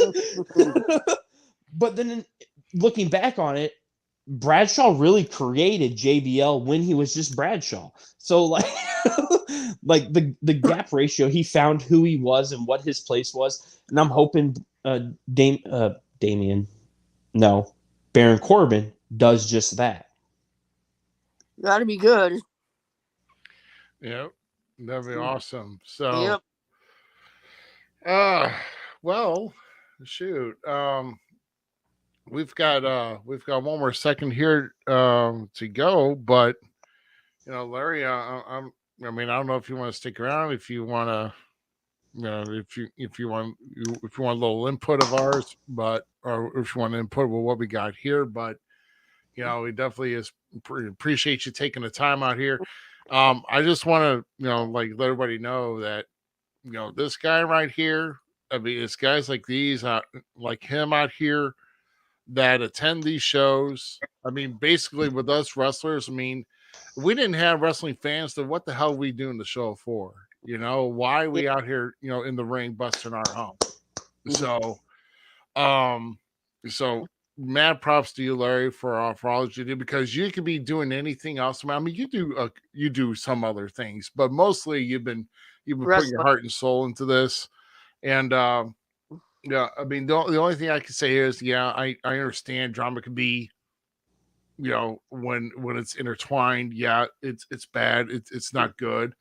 And trust me, I've been mixed up in it before. But we just kind of learned to kind of we'll try to see what we can do to oversee that, and if we can work with one another, and then just move on and try anher avenue. Yep. But it's I mean, it is what it is, and but for most sake, we should, and I will say that we should just be here to put on the show, the best show that we possibly can, and just let the fans enjoy themselves, because it's really us that should be really given the outlet for everybody else that's come to forget about everything that's going on in their life for a while, for like 2-3 hours or whatever, how long the show is. It's us down there that's giving you, the fans, something to cheer, something to boo, something to be, amazed about, something for you to remember. Have a night that you're going to enjoy yourself, and that's all that. At least that's what I want everybody who is in this business, in getting in the ring. You've got to remember, pay attention to your fans, and that's including the guys that work too damn fast and want to be a spot monkey. Recognize there's somebody out there besides you out there trying to do these cool moves and hoping for an ooh and an ah without even looking at somebody in the freaking audience. So I'm just saying. I mean, I'll say it. I agree with you. So don't. Fuck the Young Bucks. There's only a few out there, but if you feel targeted, then hey, then there's something for you to look at. It's called the reflection. I'm just saying. If you're fine with yourself, you're fine. Ruby, you said it's called a mirror, and I said it's a reflection. Like, bro, we're in sync, man. I agree. Oh man, that's crazy. That's good. No, it's one of fuck the Young Bucks. Super kick slap. You know why AEW has been so good? It's because Young Bucks haven't been on there. Somebody please, if somebody loves a comedy tag team of anything, let's just make the comedy tag team with the leg slappers. And like every I hate that that's a thing that I look for now in wrestling. Every point of contact, even if you throw a fist, slap your leg. You throw a boot, slap your leg. Throw a chop, slap your leg. Yep. Pretty much. Someone come up with the leg slappers. Please. Oh, hold on, Ruby. Hold on. Why fuck the Young Bucks? It's because they fucking suck. They have fucking sucked. They've always fucking sucked. People don't realize they fucking suck. And I'm sorry that I'm cussing so much, and this does not reflect on the Falls Count Everywhere podcast group, just my reflection of the Young Bucks, that they suck. What about Kenny Omega? Okay, whoa. Kenny Omega is the only reason the Young Bucks look as good as they do. That is my personal opinion. Will always be my personal opinion. It's not even okay. Just like I have a dislike for one of the Hardys, I have one Jackson that I like more than the other. Matt Jackson, once again, the Matt being the better of the two, because that's always how it is. And Matt's always better. But Nick is trash. Matt, they're great at promoting themselves. Hands down, one of the greatest wrestling groups on how to market themselves and sell themselves, in respect of that. Young Bucks, keep doing that. I respect that game. I don't like you in the ring. That's it. That's all it is. Maybe they should go single or go their own way and be single wrestlers or whatever. Matt would be the greatness. Matt is the greatness. Matt, He's fun to watch. He's fun to listen to. Like, he's actually enjoyable. Nick annoys me. What's Get the out of guy here. who sprays all that can air all over everybody? Where's that? Oh, don't get me started about Brandon Cutler. Brandon Cutler is easily Yeah. the most underrated thing that is in the elite. 100%. If people weren't watching the Brandon Cutler dang it. What was his? He's part of the group with like the wingman. Peter. What was his name? I know what you're talking about. Yeah, I'm drawing a blank too. So Zmiz didn't have an ability to watch Dynamite. All I got to watch was Dark. Okay. Brandon Cutler is freaking amazing. He gets an ass beating too. He is amazing. Brandon Cutler as the D&D character and stuff was great. And then him and Peter, I can't remember his last name. Somebody, but Peter and him formed like this tag team with the Librarian, right? And they're like, blue pants, her and them, and they couldn't win a match to save them lives. Win a match. And it was the greatest storyline that easily happened on Dark, and it went nowhere on the main roster, which was garbage. Brandon Cutler deserves a damn award. Yeah. Cutler does not suck, Corey. Take that out of your mouth. Matt Hardy isn't better than Matt Hardy was always better than Jeff Hardy. Jeff Hardy didn't save a company like Matt Hardy did with Impact Wrestling. Matt Hardy saved Impact Wrestling. If Jeff Hardy was legitimately the best wrestler, he wouldn't have done the shit that he did, and he would have saved a company like he did in Impact with Matt Hardy. Matt Hardy's the better wrestler. Hands down. Matt Hardy was the better gimmick. Matt Hardy had the Mattitude, and I am one of those. Version 1 all day. Shannon Moore, me, and Matt Hardy. There you go. All right, let's finish the show. Let's have a good night. Thank you, Larry. Thanks for having me on. Larry, I appreciate you, brother. Like I said, we'll see you at a show soon. Yep. I mean, I would not be there Saturday night. SICW. Neither will I, Larry. I wish I could. My friends have been married for 25 years, and they're doing their wedding vows over again. So. Oh, sweet. Okay. Yeah. Okay. But I'll be there Sunday. My wife and I just celebrated our 10th. Oh, congratulations. There you go. So, yep. Not to say, tell your friends the Miz said like happy anniversary. Yep. All right, cool. Well, thanks for Larry. having me. Thanks a lot, Larry. You take care, brother. We'll see you soon, man. All right. You guys be safe. Love you, Larry. Thanks, Larry. Goodbye. Yeah. Hey, man. What do you? Well, yeah. What do you know? What a great what a great guest we had. Oh, dude, this was a great show. This was. I had so much fun on this show. Like, I've loved all the stuff we do. Ricky Reyes, Texas. Yeah. Everyone else that we've done. Herb. Like, everyone. But this was fun. This was out of the box of us. Yeah, absolutely.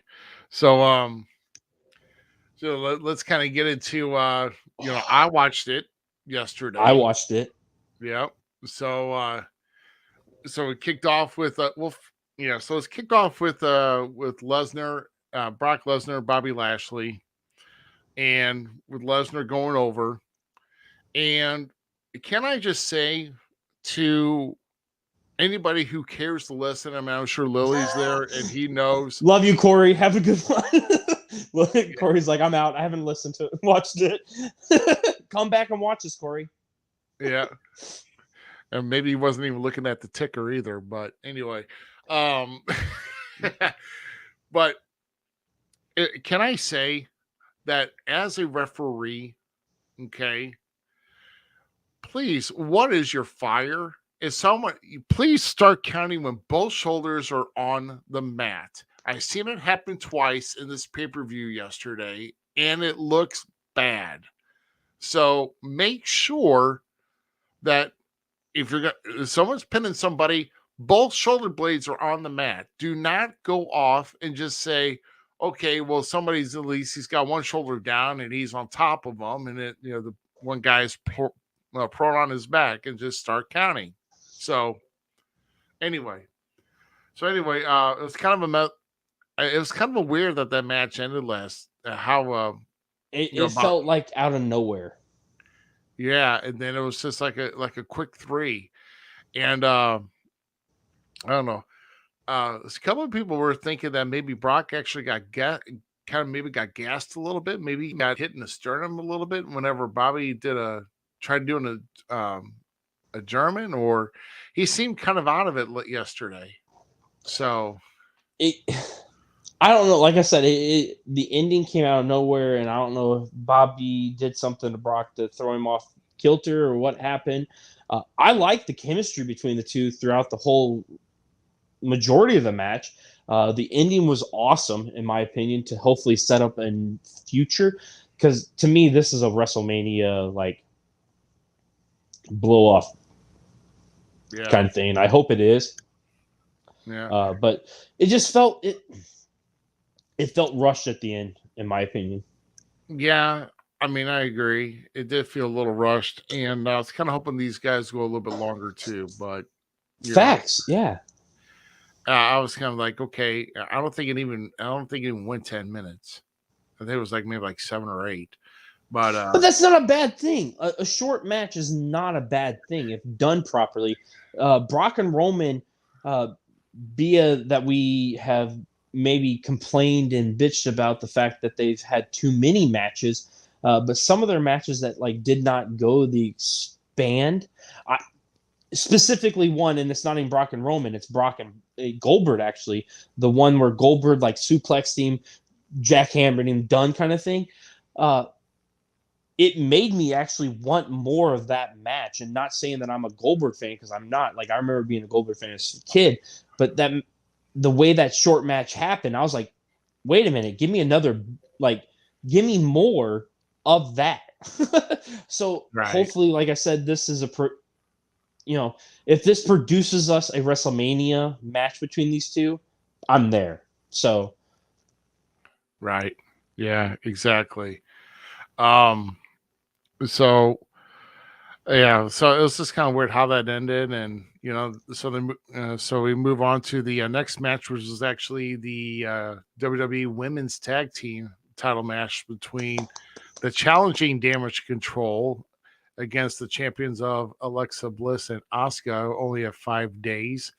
And I mean, it was a pretty decent battle back and forth between them, but at the end, Nikki Cross playing her role again, and I'm telling you, man, I'm glad that she's out of this superhero gimmick and she's getting back to this unstable, unpredictable character that she's at. Yeah, much love, Larry. Absolutely, buddy. But I'm really loving this Nikki Cross that they brought back. I missed the Nikki Cross from the Insanity days. And I think it really makes her. And then having to, first, she's attacking everybody. She don't care, but I think she made her attack on Alexa. I forgot who got pinned, but Damage Control was only 5 days without the titles, and now they have them back. So, kind of interesting how that's going to go. I mean,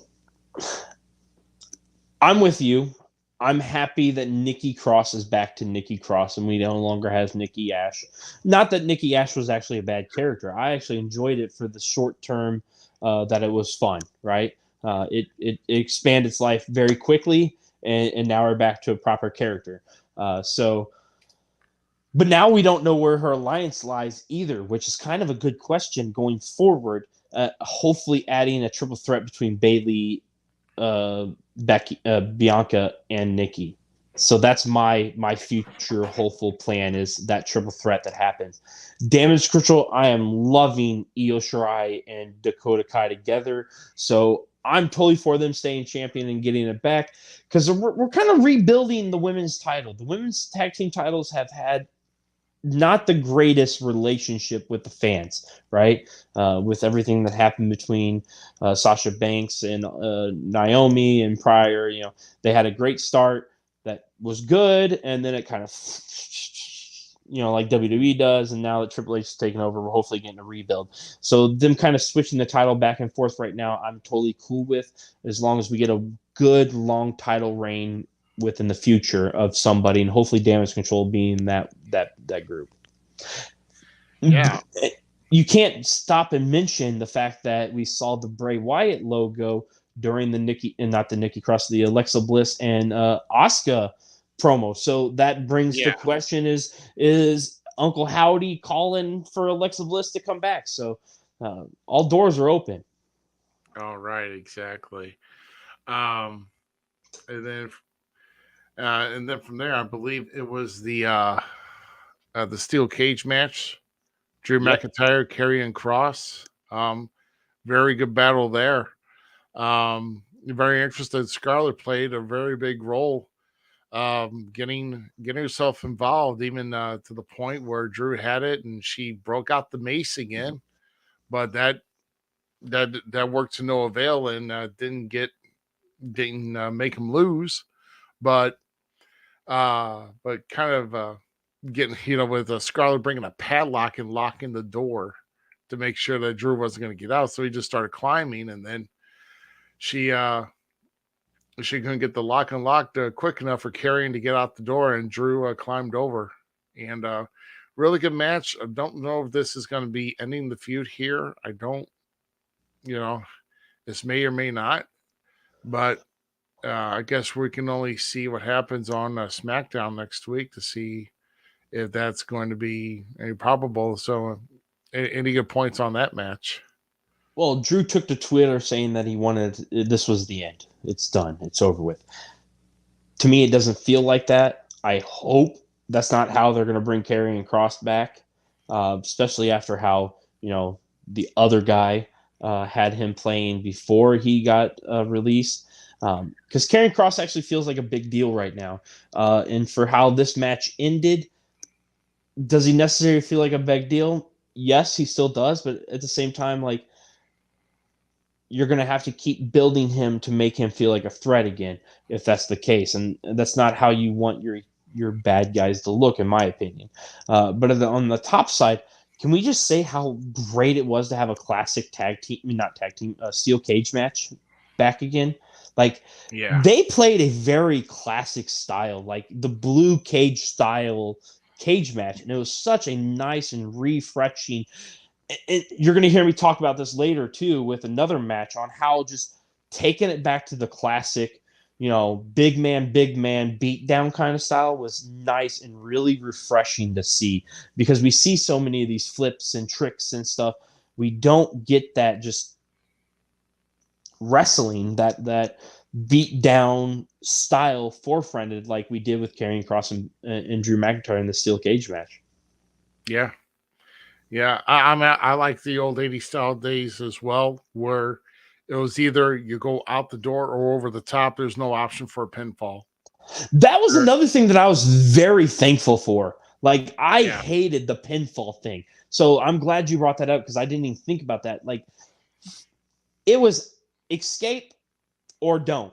Plain and simple. Yeah. Go over the top or out the door, That's the way they've had it, and I'm glad that they really should be making matches like that, at least when it comes to cage matches, anyway. So, so I guess the next one we're looking at here is the 6-man tag with Judgment Day and the OC. Man, your girl making herself a little bit. How did you like that tribute to Beth Phoenix? That was. Can I just have my dream match? Like, if there's two, Zmiz is not afraid to say it. I like alpha women. I like alpha women that can throw me around. I'm in with that, and I'm down with that. So, Beth Phoenix versus Rhea Ripley. Can I have that match, please? Because I'm gonna tell you right now, Zmiz is gonna be like, oh. Like, that picture of Vince you see on Facebook, the meme, where he's like, that's gonna be me when that match happens, because I'm gonna be Rhea Ripley. Oh, she's a masterpiece from the gods, and thank you so much for making her. Beth Phoenix, another masterpiece from the gods. Thank you for making her. And Rhea Ripley's homage to her was respectable and awesome at the same time. I'm confused by how this ended, though.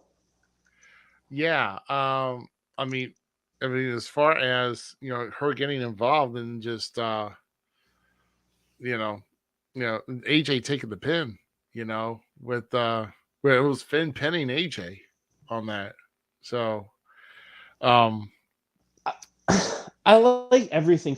I'm a big OC fan, so Luke Gallows, I've always been a fan of him. I was a fan of him when he was Festus, even though I thought the Festus gimmick was annoying and dumb, because I remember watching him back in like some of the independent stuff that he did and things he touched there. So when he did Festus, I was like, but he was still fun. When he became part of the society with CM Punk, that's when Luke Gallows really became Luke Gallows, right? That's when he really started developing his persona and his character that he took over to Japan and became freaking amazing when it was Doc Gallows. So looking at that, like, and Carl Anderson, Finn Balor, always been a fan of those. I am Bullet Club for life. I'm one of those kids. I don't understand why OC took the pin, though. Like, I wish they would have somehow came over Rhea's distraction. One, forcing Judgment Day then to attack, because it just feels like this is going to go nowhere now. But it's going to have to go somewhere. Like, who's going to be the female that takes out Rhea Ripley? Is it going to be Charlotte? Is it going to be Beth? Is it going to be... I don't know. But it doesn't... To me, this did not make sense on booking, in my opinion. It didn't feel right. Yeah, but even if you add a female to the group to help out against the Judgment Day, I mean, even if she did come back, do you see Charlotte breaking out of the Queen just to come back with the OC? I mean, it would be a ground shaker, but man, I mean, I could still see it though. But it would be it would be an odd shakeup, but it would still something that would work. I mean, there's no. To me, Charlotte's one of the four pillars of the women's division. Okay, for me, right? With the four pillars being Bianca Belair, Asuka, Charlotte, Rhea Ripley. For me, that's how the four pillars line up. Not to say Bailey and all those ladies are not doing good, but those are the girls that are like the foundation of mine with what they're doing, bridging the styles. The fact that Charlotte and Rick specifically has a relationship with AJ Styles, and Charlotte and AJ have already done things in WWE together, actually. Making references to the relationships with Rick and whatnot. To me, it just feels right with her. But at the same time, I understand where you'd want to put Beth in there. So, like, that's where I go, is those two characters, and for them reasons. I would love to see Charlotte and the OC. So that's me personally, as much as I love Beth Phoenix. Beth Phoenix, to me, was arguably the greatest thing that ever happened to the Divas era, right? She was stacks above everybody else, in my opinion. Her and Michelle McCool were just stacks above everybody else in that era. So that's where I want to go. But Charlotte, I don't care what anyone says. I'm not going to go naysayers. I love Charlotte Flair. There you go. I mean, I think he could fit too. So, so the next match after this is a match that should have not been longer than Lesnar and Lashley's match, which is Braun Strowman and Omos. Man, come on! It was a fun big man's match. I was actually enjoying it. It gave me exactly what I thought I was going to get going into the match. Like, it literally delivered what it was supposed to be, in my opinion. And it just goes to show that their MVP is still needed as a mouthpiece, because Omos just talked 100%. He talked too much in that match. And the thing that killed me is that Cole was saying, "Look how ripped Omos is." I'm like, dude, he's not more ripped than Braun, and he's got a little bit of a pooch. So if you got a pooch, you're not ripped. But so one of the things about Omos, and it's really because of Douglas O'Shea. because I have pooped on Omos so many times. Like, I don't see him as good. Like, there, when you grow up with giants like Andre and Big Show, nobody can fucking touch that. Nobody. I don't care who you are. You can't touch them. And if you can, thank God you did, because you're touching greatness. When you have Andre, when you have Big Show, when you have Paul White, they are the literal pinnacle of what big men are supposed to be as giants. Okay? They did what they were supposed to do. They were exactly the menacing monsters that you thought they were going to be. That's what Omos is missing. He's missing the monster aspect to it. I think Braun and Omos was a good match. I enjoyed it. I want to see Omos win. Okay? I don't want to be one of the guys that was like, Omos is trash. Omos is trash. Omos, get him off my screen. And then miss him when he's gone. I want to see Omos go out, if he's going to go out as one of these giants, as legitimately giant. Great Khali. Okay? Majority of the people of that era shitted all over Great Khali, correct? Yeah, I mean, I would say so. Yeah, because the way he moved and the way he Looking back now on Great Khali, he was a decent giant.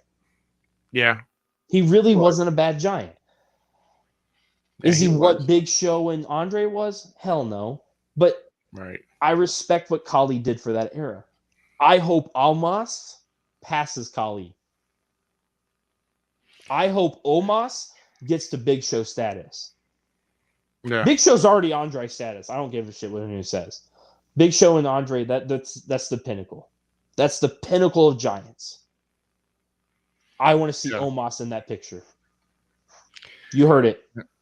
Well, I mean, he still has some work to do, but at least, he showed his dominance throughout the match, though, and Braun just having to get one good move in, and then he came in with the power slam, and he got him up, and that was it. So, I mean, Omos did show dominance throughout that match, but definitely not. It's not over between them two, but we'll see where else they're going to go from there. I'm excited. Yeah. So, I believe the next one is the undisputed tag match. I think so. Yes. Yeah, there's Usos and the Brawling Brutes. Man, let me just say, it's gonna be interesting because Jay's gonna have to get an MRI done on his right wrist because it may be broken. And let me just say, a broken wrist it could go one of two ways. It could be a fracture, or it could be you could be out or you could probably have a cast on for like maybe a few weeks, or you could be out and needing surgery, and you could be out for months. So, let's hope that Jey Uso pulls a Cowboy Bob Orton and strap a cast on and still be the greatness that he is, because he needs to bring the Usi every night. Because I don't care what you say, the Usos. Okay, so I've already said it. I said it when we talk wrestling about one of the greatest tag teams of this era, right? And that is the Bar. Because if you're not setting the bar, you are the bar, right? 100% Sheamus, Cesaro, greatest tag teams of this era. But when you talk about the legendary tag teams of this era, Usos are in that category, and they're showing why they are still one of the greatest tag teams to this day.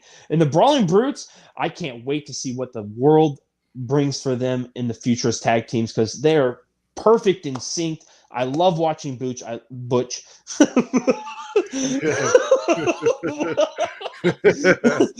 Butch, and I love watching. I can't even remember the other guy. Rich Holland. Rich Holland, yeah, great tag team, great style. I actually enjoy those guys tremendously. So, but it was just it's the reason why I love tag team. Legitimately, last night or yesterday afternoon, you were shown why Zmiz loves tag team wrestling, and it was because of those four guys in that ring. And there's nothing better than tag team wrestling, in my opinion. I'm biased to it. I'm 100% biased to it. And they showed me why. Right. Yeah, but it was really, it was definitely a match that I enjoyed. I mean, as far as, because I was hoping that, those two, they just went at it. And, they came close a couple of times, but I knew the Usos were going to pull out at the end. And it wasn't even a bad thing that you knew it. Like, you felt it. You didn't think that it wasn't going to happen. But at the same time, the Brawling Brutes proved why they deserve that position they have right now, because you believed at any moment they could take it. You're like, oh shit, am I actually going to be proved wrong? Nah, the Usos are winning this. No, whoa, shit, wait, I'm going to be proved wrong. Like, it was just gorgeous. You can't. Thank you, guys. That's what I'm asking for every time. Not every time, but like majority of the time. And so next match was Bianca Belair defending against Bayley in that last woman standing match. Let me tell you. Oh my god, dude. Yeah. Can we talk about show stealer? Like, if it wasn't for the performance at the next, in the main event that happened, this stole the match. I mean, the show. This was match of the night, in my opinion. Bianca Belair versus Bayley was match of the night. Yeah, everything was brought into play. Kendo 6 ladders, tables. Even at some point, a golf. They had battled up the ramp battling on a golf cart, and then I got freaked out at first because when they battled on top of the cart and on the roof, and Bayley was left there, and Bianca got behind the wheel and was going down the ramp. I thought she was like one reason she was going to like speed up and like slam on the brakes and just like she like fly off. Like that would have been awesome. Like yeah, I'm gonna see if I can speed to this table that's sitting here. I'm gonna go and just see if you can break through. But oh my gosh, yeah, I agree. It definitely was a show stealer. I knew that they were going to have a good match, but man, they brought out quite a bit with so many things. A cart, ladders. Battling up and down the ramp. They took it to the extreme, and they're the reason that I came with the idea though. of the 24/7 title, man. Like, I'm sorry, I know you're not a fan of it, and I get it, and I respect it, but like giving these women another opportunity to show their greatness, and let's just say Stephanie McMahon and Triple H, you guys are doing a great job. Like, keep it up. I don't think you watch us, and I know you'll never see this, and you'll never see me say this, but holy shit, you guys are giving me legitimately the wrestling that I've always been wanting. Women wrestling to the forefront, men's wrestling still producing what they've been 100% guaranteeing since the dawn of wrestling to human beings. So we're getting the stuff that we love, plus a little bit extra with the men, and then the women are just. She said that if the women aren't doing every hour with them, she wasn't going to be satisfied. Stephanie McMahon, you are producing exactly what women's wrestling should be within the future of humanity and everything going on, and I thank you 100%, because Bianca and Bayley legitimately just proved why they are groundbreaking women. Yeah. And like I said, I love the finish with getting with Bianca trapping Bayley, like when with the ladder open, Bayley was laying on the bottom of that ladder. She closed it and shoved the ladder underneath, trapping her underneath the bottom turnbuckle to where she was wedged and she couldn't get out. Because Bayley's so thick and she couldn't get out of it. She's so yummy and thumpy and scrumptious. She couldn't get out of that thing. That's right. I went the other way now. But so, did you skip dinner tonight or what, bro? Did you see the cake she was baking in that outfit? Come on, guy. But no, Yeah. it brings you back to like when John Cena duct taped Batista to the ring post and won the last man standing match. These women brought it 100%. I put that match up with any. Right now, you're gonna hear me say it. Zmiz 100 saying, Ruby, I don't care what you think. It's being said. That last women's standing match can be put up against any men's last man standing match, and it's probably in the top 3. Wow. I mean, that's quite a bold statement. Oh, I'm going really bold with it. Yeah.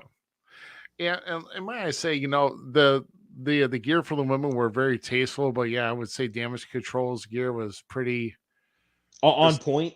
On point. Bailey's was, and I admit, Bailey's was on point too. Some have their preferences, but for me, I dream about getting a nut rub from Scarlett Johansson. so Oh, you dirty bastard. Yeah, so I mean, it's to each their own, but you think my wife's not watching this right now. Anyway, you're not dead, man. yeah, I'm not dead, that's for sure.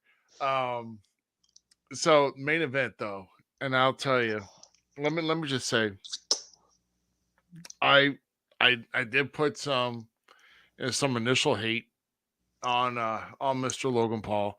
Everybody knows that, and here's my reason why. And I understand why WWE has done this, because like this is this guy's 3rd match ever, and he's fighting for the largest prize in the biggest industry ever, and it's his 3rd match ever. And a lot of these guys work constantly, day and night, week after week, and everything else. So here comes somebody, just rolls right up and gets a shot. But I can understand why, though, with over 32 million influencers that he's got with YouTube and his podcast and everything else. But I will say this: after his performance that he had against Roman Reigns, it does show that he does belong in a WWE ring. He belongs in the industry. Shawn Michaels had and all these others have trained him very well. But Logan Paul, in a very, very different match. I mean, something that we didn't think we would see. He pulled out the stops, and but still wasn't enough to conquer over Roman Reigns, as Roman Reigns. And of course, I already knew. I think everybody know it was Logan Paul was not going to get the title. But oh no, it was never going to happen. But for Logan Paul to show that he is hands down, no argument, no question, no best celebrity professional wrestler to ever exist. Like, there is no celebrity, no David Arquette, no Stephen Amell, no Drew Carey, no one. Drew Carey. No one in the celebrity world can touch Jake Paul. Like, hands down, I enjoyed that match. At one point, I was like, holy shit, I want Jake Paul to win. Like, it happened. I'm glad Roman won. Yeah. I was questioning it one time, Ruby. I was questioning it. No, I was ready to hit the exit button if that even happened. But Jake Paul is who came down later. I mean, those guys with Logan's entourage and the Usos coming down and throwing some super kicks their way and throwing them off like garbage. And then Jake Paul comes down, which to me, it's like, who's this guy looking like PT Beckham coming down here? Hey, respect to PT right there. That's what I'm saying. I was like, this guy's a PT Beckham wannabe. No. Yeah, 100%. Walk like PT everything. No. Yeah. And I can understand when you're an actual legitimate boxer, it's kind of hard to throw a shot. Wait. Time out. don't ever call Jake Paul a legitimate boxer. Well, I give he beat Logan Anderson Silva, 100%. didn't he? I get him Logan. I mean, he did. He's The 6-0. last fight prior, I don't even remember what the fight was, but dude literally gave signals and he dropped guard. Watch the fights. Oh, God. Man. It's rigged. It's Yeah, rigged. I know. Yeah. Jake Paul.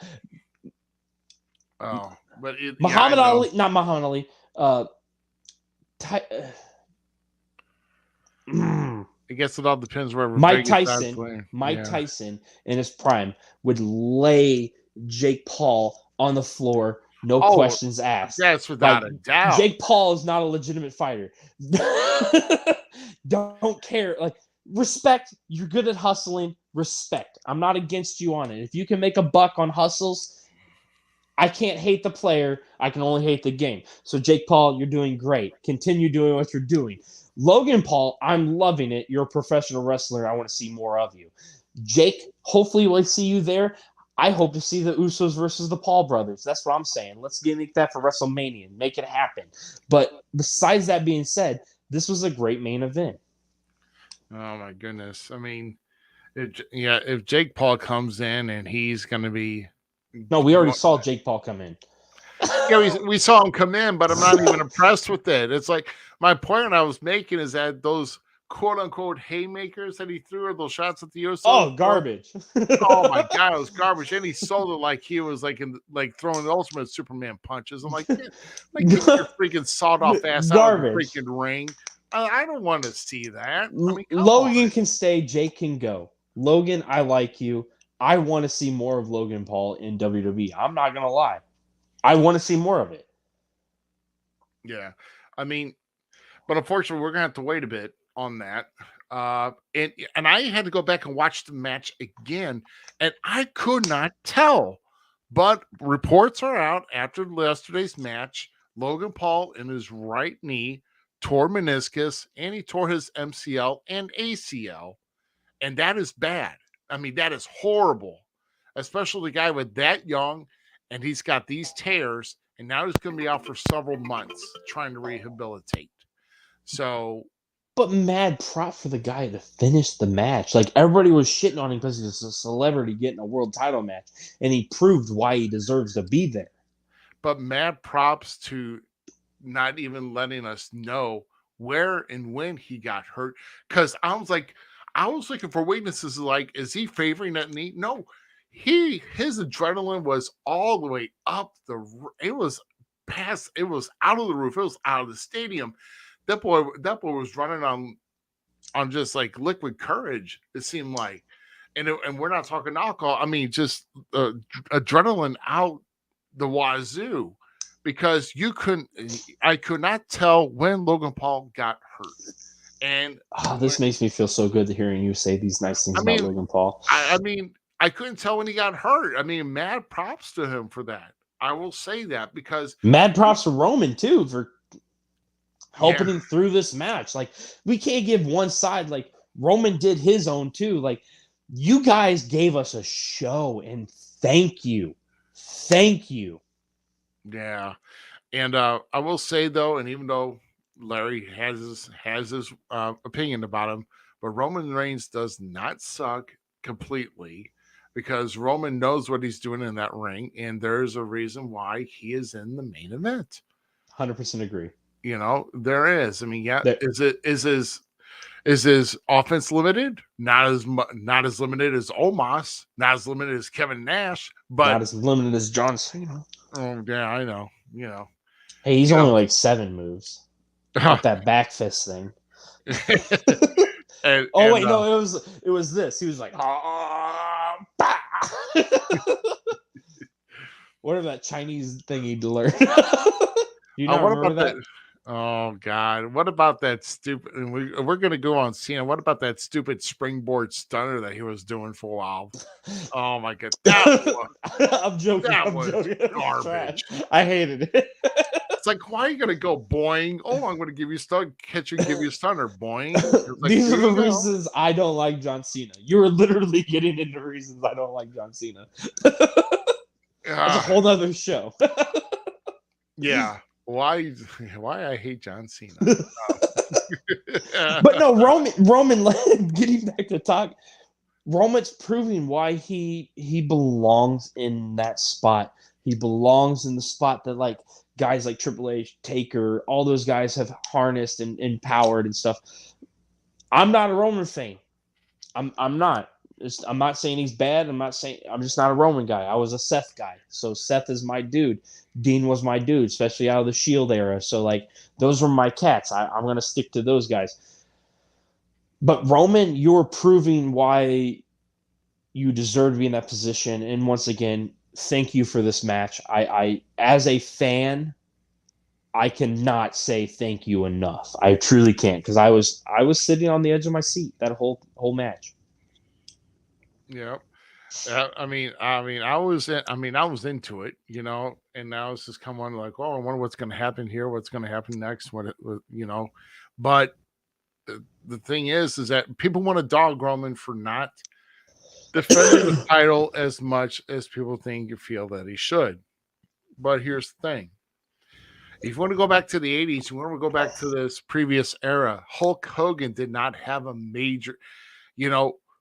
He would put his title on the Hulk Hogan would barely even appear on 80s television when he had the title. I mean, you would have to wait till like a major like Saturday night's main event, or even when he gets to a house show, he might be there, but he won't put the title on the line all the time. I mean, Hogan held that title for just over 4 years. Where's everybody dogging Hogan's title defenses at? And here, Roman here has just been, you know, I mean, I know you would, but, you know, yeah. But, you know, Roman is over like 2 years, 3 months into this reign. And yet, yeah, he's got a decent list of title defenses, you know, people he's faced, but does that make that title more prestigious? And who's to say that he's not defending this title at a house show? They're not going to announce that. Of course they're not. So get off the guy.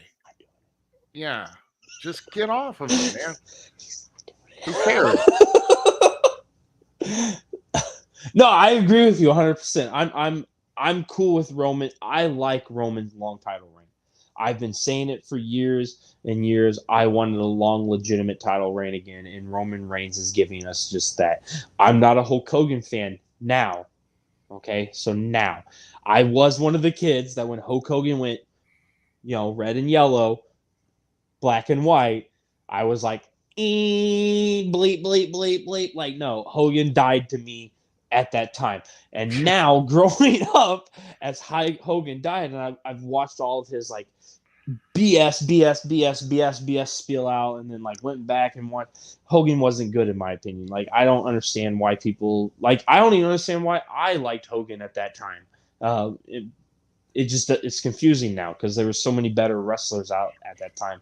But at the same time, like Roman Reigns' world title reign as a long title reign has been amazing. It's legitimately what Brock Lesnar brought back to us is the long title reigns with limited appearances and stuff, making the title feel more like I feel happy when I see the world title on TV. So at the same time, when he's gone, I'm like, fuck, Roman Reigns is gone. But at the same time, I'm like, when he comes back, it's going to feel more meaningful. So it's just there. And then you're getting to see the IC title, the US title. You know, what Gunther and Ray did on SmackDown is exactly what the IC title needs. You know, hopefully with what happens with Seth Rollins with the U.S. title is what the U.S. title needs, this rebirth that they are the prestige, you know, workhorse titles that lead to the promised land that is the WWE Universal title. So that's exactly what I think we've all been asking for and crying for from the first ever WWE draft.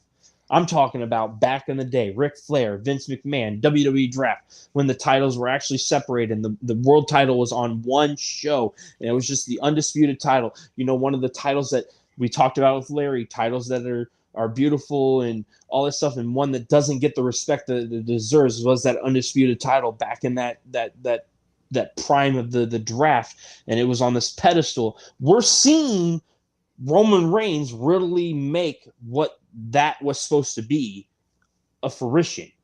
You know what I'm saying? So like, Right. why is that a bad thing? It's not. Roman Reigns are making two, let's talk about it, toys mean something. You hear the Illinois, I mean, not the Illinois, the internet wrestling community talk about that all the time. Oh, that wrestling title looks like a toy. Oh my God, it looks like a toy. Roman Reigns are making toys mean something again. Plain and simple. If you don't like it, and that, you're not watching the product correctly anymore. You're not giving it the true,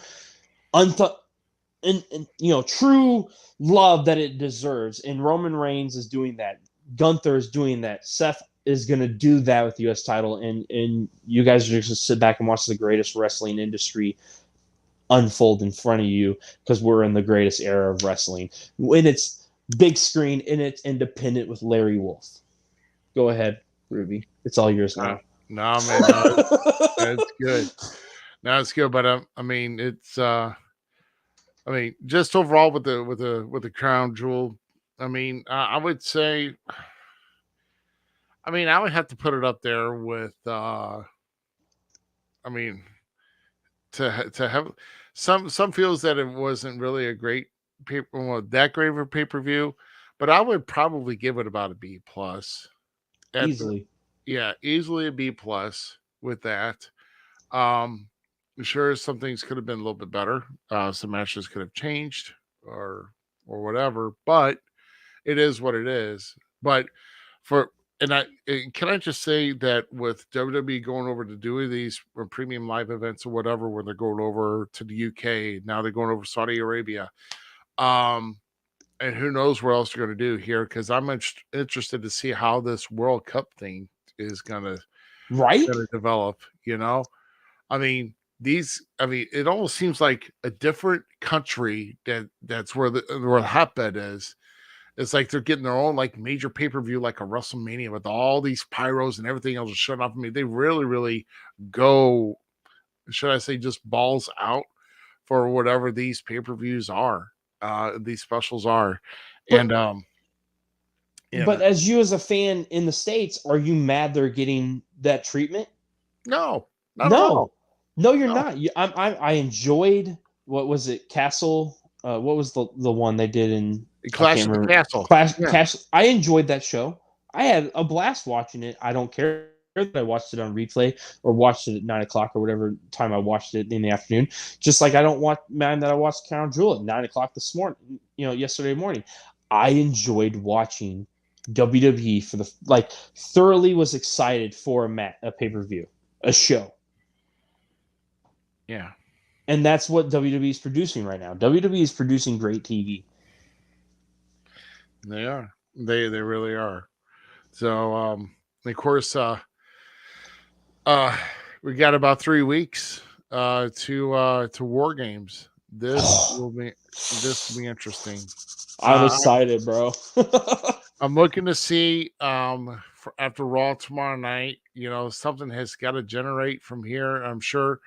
Definitely this week is pivotal when it comes to Raw and SmackDown, because trying to set the stage for War Games. Playing Black Sabbath's War Pigs as their thing, man. It's like, man, okay. Like I will say this. I'm kind of looking forward to see how War Games is, but they've got to step up the game like how NXT did War Games. Oh my God, they need to do that. Oh no, NXT's War Games took what WCW to the next level and made it, I wouldn't say feel bigger, but it just felt different, which it felt refreshing because it felt different. Does that make sense? Oh yeah, I mean it makes sense, but but the matches that those guys had, and I'll even go back to try and watch the War Game NXT Takeover War Game specials again, because I want to feel, because I'm going to go back and see what these guys put in. I mean, God, what was it? Freaking, it was Undisputed Era, and then you had Gargano, Pat McAfee. Pat Yeah. McAfee was a part of the War Games. Yeah, don't forget about that. Don't forget about that. Don't forget about Yeah. the ladies that produced us great War Games. You know, Yeah. Io Shirai doing moonsaults off the top of the cage. Like, Oh man. NXT gave us what, you know, gave us that glimpse back into the 80s when we were like, oh, the 90s when we were like, oh, like we ate that wrestling up. And that's what NXT gave us when the black and gold was there and not the Yeah. polka dot rainbow Skittles group. Like, so that was for you, Ruby. That was for you. I love the polka dot rainbow Skittles. That's I love that. Yeah, that's they got washed in the rain, and next year, yeah. But no, it's now we're dealing with the gold and the white, I think. But either way, it's still good. But no, I'm kind of excited. I mean, I'm gonna be excited to see those two rings again, and that that mess, that link chain link going around the entire roof and all around the ring, two rings. Do you think we'll get the chain link on the roof? Do Oh, you think that? Because NXT was not that. Oh right, no, it NXT wasn't. was just No, two I'm rings. sorry. I'm thinking It like wasn't the WCW roof, bro. No, it wasn't. Yeah, I'm thinking 86, 87. No, it wasn't. No. Yeah, it wasn't the roof. No, you guys already did that with Hell in a Cell, and you guys aren't going to get that pay-per-view anymore, apparently. So thank God. Like, I hate even as a saying special match, one of the greatest matches to ever exist in professional wrestling was the Hell in a Cell match. And for it to become its own pay-per-view ruined what it was, and now I don't want to see it. So, like, I hope we don't see it for a good 5 years. 5 years. They need to put it away for they need to put it away for a while. I agree. So, be interested how we see how the War Games develops. So, but man, I think God, so much we've just talked about. Larry was a great guest here tonight, and just a lot of input. A lot of people viewing and commenting, and man, it's just an awesome time here this evening. But I will announce here, since it's already been put out there, and I will reconfirm. But it looks like we're going to have an interesting show. How depends how this weekend turns out, because Bobby D is planning to be on here with us next Sunday night. So Bobby D will be here, and like I said, we're gonna have a busy weekend because I'm gonna be at the show. I'm gonna be at the tapings, and we're both gonna be exhausted. And I'm gonna be coming on here trying to host all the madness again, or at least you'll I would say, Zach, you're great. Yeah. Zach brings the energy when I'm feeling about ready to go, blah, and then Zach just brings it right back up again. So, dude, today with Larry was a blessing, and truly, like, this has been personally my favorite show since coming on board. Was this show? So, like, this was exactly what I've always kind of manifest and wished I could do with a podcast. I'm so glad that I've met such a great guy and a great friend, and you, Ruby. You don't understand. Like, I'm not good at expressing my respect and gratitude to people because I've never had to do that in my life because it's just been me. Or at least in my eyes, it's just me protecting me. So to have another mentor like you, I thank God you're a good friend of mine. Now get on ARC so I can watch you cry. But no, I'm so glad that I've had these opportunities with you and doing this show, meeting everyone that I've met on this show from you. So thank you. Oh yeah, I mean, and we're not done, man. We're rolling out and we're rolling strong. Shoot, hey, we got T-shirts now, and we're gonna yeah, there you go. Yeah, right there. Who knows right. when we come out with? But shoot, I mean, it'd be really cool to see. Like, have you seen my prototypes which I was hoping to make this shirt, never did, with my little dude with the microphone, right? Yeah, we need to make little. I have an artist. I just gotta get the money together, and I'll get us a new design. But I mean, this one's great, but we need two little figures now. over here, just like a round little green one over here for you, and a round little like hyper hollow, Hawaiian shirt, loud raving out Zach, Zmiz over here. So yeah. And then just a little ball GQ down here. Oh my God.